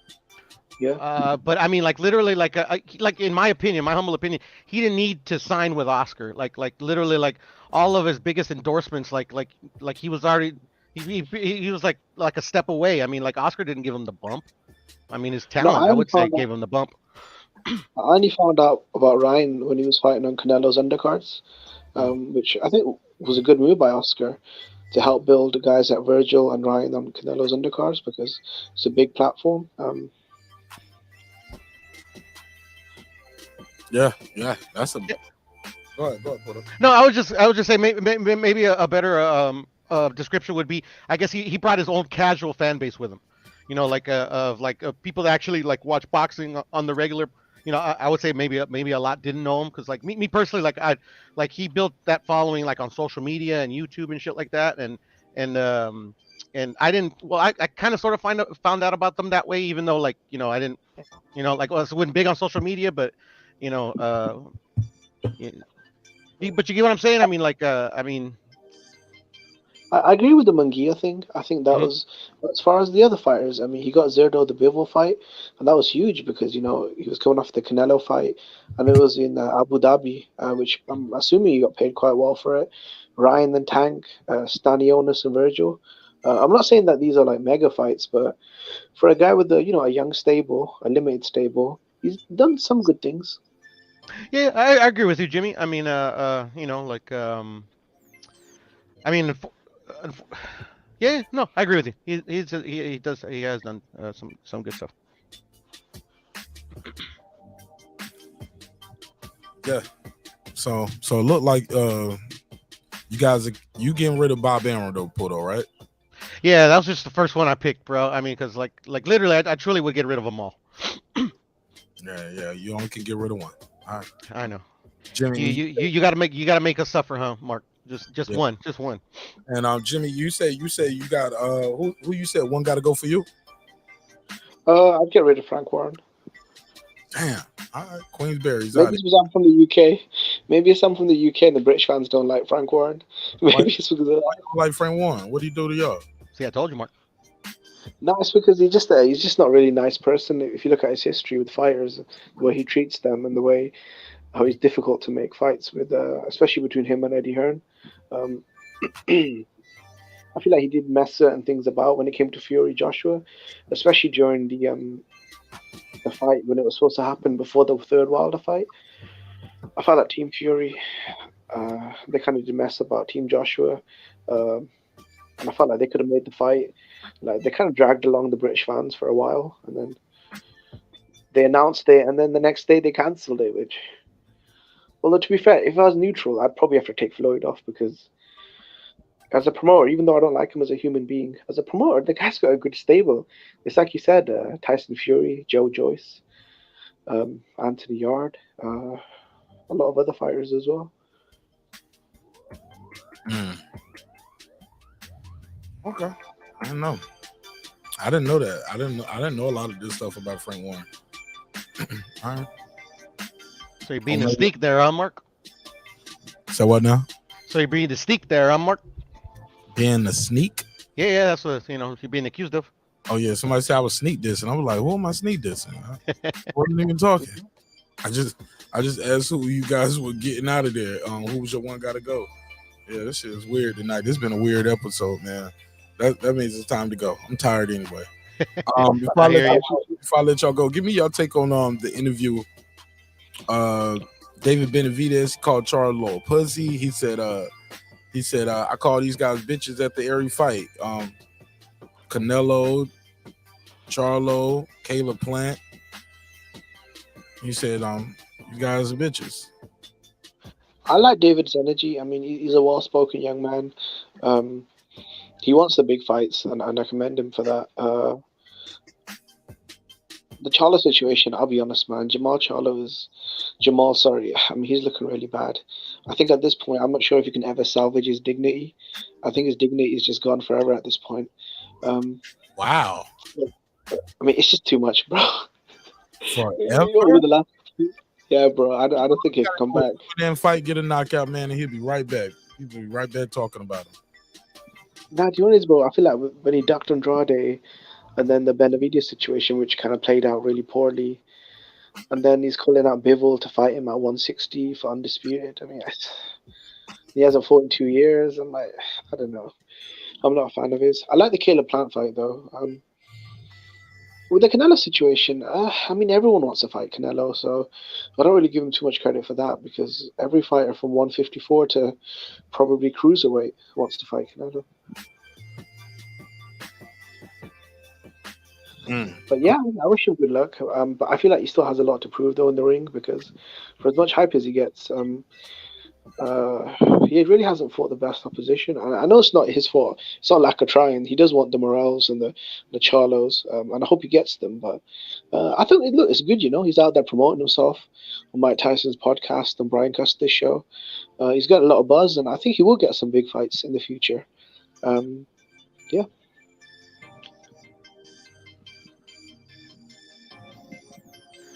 Yeah. I didn't know that. Okay, what's the minimum? He said based off the regulations from commissions, all fighters receive a minimum payment the night of the fight. What is the minimum payment? That's Makes what sense. I said. I gotta ask a question. Gotta ask. Maybe $1,000. Oh, maybe he thought I was sneak dissing somebody when I was asking those questions, but shit, everybody told me the opposite. Everybody was like, "Yeah, you don't get nothing." So shit, I wouldn't know if I didn't ask. Yeah, I'm not sure if that's true, though. You know what? I'm not sure if that's true, though, because Sergei Kovalev, in the rematch with Andre Ward, his purse was listed as 0 because his purse was going to come from the split with his promoter, the money that the two companies were going to split between them. Yeah. Good point. Yeah, I haven't heard the interview, Marq, to be honest, but I'm pretty sure I could probably guess what he said. I mean, until he fights somebody that like he's not completely mismatched with. I mean, like all this is the same thing we hear from all these other fighters. Oh, everybody's ducking me. Shout out David Morrell Jr. too. It's unfortunate, man. Would you want to see that? Yeah, of course I would. Are they gonna make it? Hell no. He said if I can't get none of them, he said I'll fight Berlanga. He was like, man, he just want to fight some of these guys at 168 because he did talk about like, yo, I ain't gonna be at 168 forever. You know what I'm saying? So he'll fight somebody that he has no chance of fighting. No, I mean, no. He said that was the last thing because he definitely called out the people that's on his side of the street. Ah, okay. Like, yo, why can't we get these fights? They should have been happening. Because they weren't ready. And according to him, he said, man, it ain't happening because Charlo's a pussy and these dudes are bitches. They scared of me. What about Beterbiev when they offered him Beterbiev? Who offered him Beterbiev? Well, Beterbiev's promoter and WBC. Oh yeah, they asked him a question, something about that. Oh, they did? Shit, I gotta watch it. Yeah, they did ask him about that. Man, I did a reaction to the video. I forgot his answer to that, but I mean, I already know what they said the first time, but I mean, maybe he changed the story. What did he say the first time? Well, I believe it was Samson and his dad. They just said they weren't ready for Beterbiev. Yeah, that would have ended badly a couple of years ago. Yeah, it ends badly right now, fucking Jimmy. Really? Man, we got so many. Let's hear. Same PBC. I've been said that over. I think it says if you are all on the same PBC payroll, what do you think is the real reason why you don't get the Charlo or Plant fight? I've been said that over and over again. They're scared. I mean, I don't know how else you guys want me to tell you. They're scared. You know, we've been trying to make these fights happen for a long, long time. And if Charlo doesn't want to fight, if Caleb doesn't want to fight, it's because they don't want to fight. You know, I mean, there's nothing else I can say. You know, it's just they're scared. Yeah. Chennai asked you. He says, David, are you using your power of influence to get? Let me go to the. Here we go. Why is he calling out Bivol and Zerto, but Beterbiev name comes up, and he needs more time? # ducking. So let's hear his question on this. Let's hear his answer. Samson Lukowicz is definitely talking. Man, shout out to me to find this spot though so quick though. You know, on the fly. Shout out to me. Let's go. Anthony from Twitter asked, David, why are you calling out Bivol or Zerto, but Beterbiev's name comes up, and all of a sudden you need more time? I mean, he didn't say the # ducking. He left that part out. Beterbiev's name comes up, and all of a sudden you need more time. I mean, to be honest, I don't fight at 175 to start off with. And if I did fight at 175, now some would say, hold up, Charlo don't fight at 168. You get what I'm saying? Facts. But Charlo did start with him first. And some will argue with David, you starting with other guys at 175. Fight these other guys right here at 175. honest, I don't fight at 175 to start off with. And if I did fight at 175, I don't think they would let me to skip the line to go and just fight for a world title versus Beterbiev. Okay. But Bivol is the champion. He said they won't let me skip the line. They would let me to skip the line to go and just fight for a world title versus Beterbiev, Bivol, or Surdo Ramirez. You know, I would love to fight all those guys, but you know, I'm basically, if I go up, I'm gonna have to start from ground zero. I'm gonna have to start from behind the line. I would fight Artur Beterbiev. I would fight Bivol. I'd fight all of them. I'm not scared of nobody. Okay. What was it? There you go. You got your answer. No, but the thing is like he failed to mention that the only reason that fight was even a possibility is that Mauricio was going to allow him to skip the line. Yeah, and the line's not that long for Beterbiev, you know. Not a lot of people are putting their hands up. That's why I'm laughing my ass off. My bad, Mark. No, you good. You good. Go ahead. Get your laugh on. So you don't like his answer or what? No, I don't care. Like literally, I like David a lot. I want to see him fight. It's just like he's been genuine. Yeah, come on. He could. Go ahead. I'm asking. Like, it sounds like you're saying he could have did it. Yeah, he could have.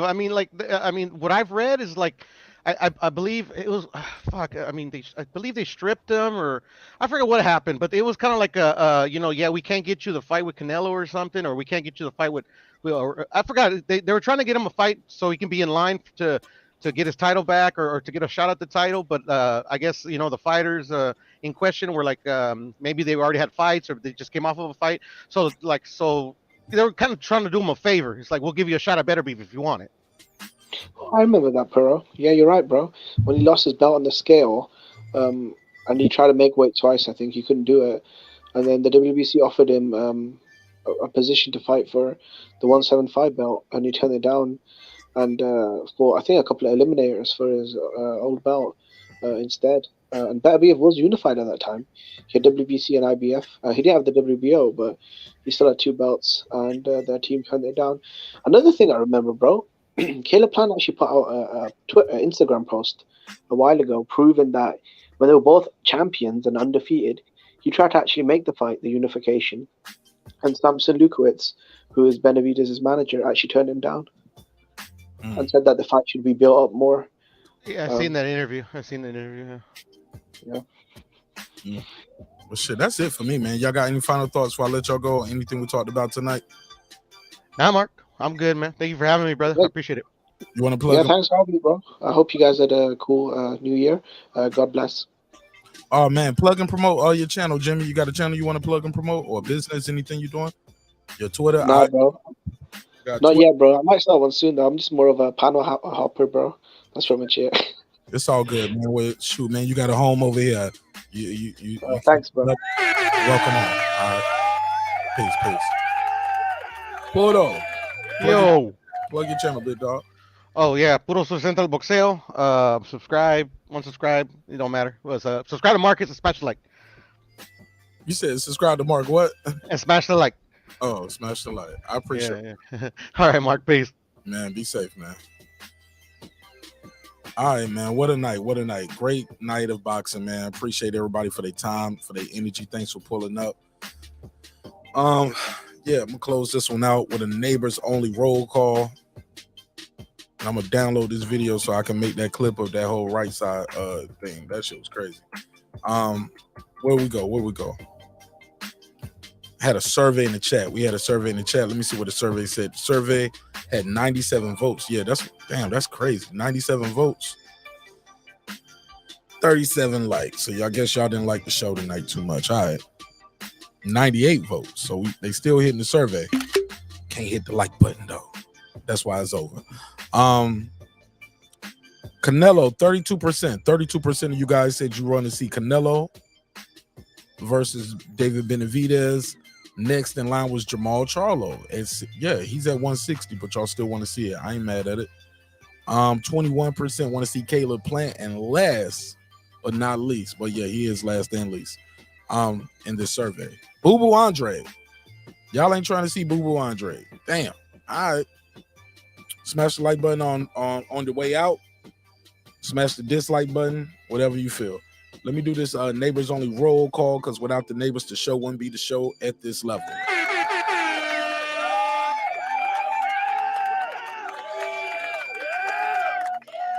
All right, let's do it.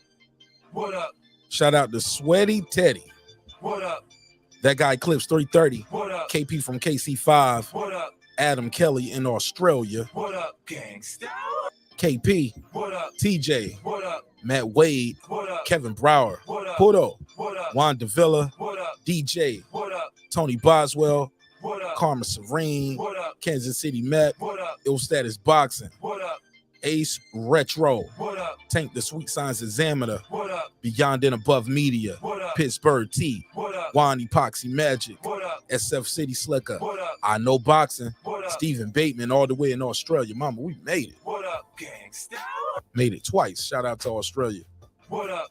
Deuce Times. What up? Boxing Lounge. What up? It's Mex. What up? Mike from Boston. What up? Rod of the Storm. What up? Here to there. What up? Miss Queen returns. What up? Taylor Bell. What up? Maddie Yoel. What up? C. Jones 0224. What up? Cliff Bailey. What up? Con Shonery. What up? Lisa Bells. What up? Cooking with the Champ. What up? On the mic with Terrence Bailey Sr. What up? True Media Today USA Boxing. What up? HLD. What up? Cooking with Sir Senior. What up? Brandon Washington. What up? Born Supreme. What up? Lady Shan Dundem Season all the way in the UK. What up, gangsta? Dub Rightside. What up? D Bevel the Champ. What up? And of course the big fish himself, my good brother Derek Lincoln. What up, gangsta? All right. All right, been a good one, man. Been a good one. Been a good one. All right, man. Always remember, man, respect is free. Disrespect gonna cost you everything. Your family, your freedom, your finances, most importantly, your life. And your spot on this show. And your spot on this show. Yeah. It's a new day, man, going into 2023. And everybody ain't gonna make it with us. Everybody ain't gonna make it because they ain't got the heart to take it, man. That's what they used to say in the army, right? But I love y'all. I swear I do. Hope you love yourself. If not, guess what? God loves you, and so does Marq Nash in the neighborhood. You can go to the description block, get you a t-shirt, get you a hoodie or something. Support the show that way. Shout out to Pudo. He pulled up wearing the black hoodie on the last episode. The New Year's Eve's episode. You can also get this one right here. Drinks require sleep, goals require effort. Shout out to Rachel Donaire, man, for copping one of the hoodies. Shout out to Rachel Donaire. Check their channel out too, man. I appreciate her pulling up, and I'm definitely copping the merch. That's super dope. And everyone else who got the merch as well. Thank you so much. All right.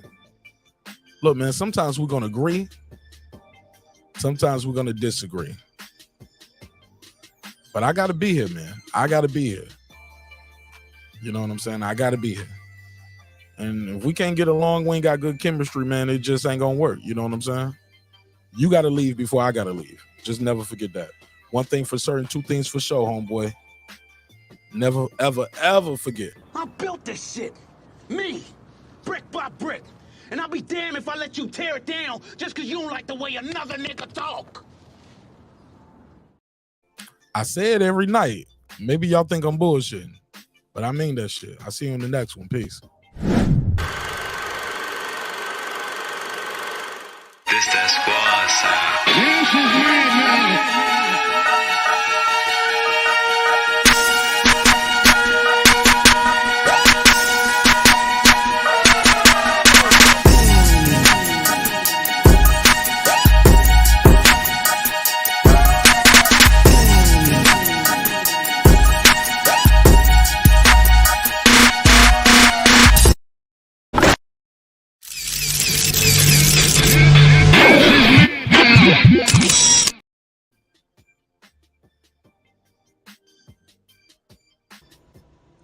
Subscribe. I don't care how many subscribers he has. Support him.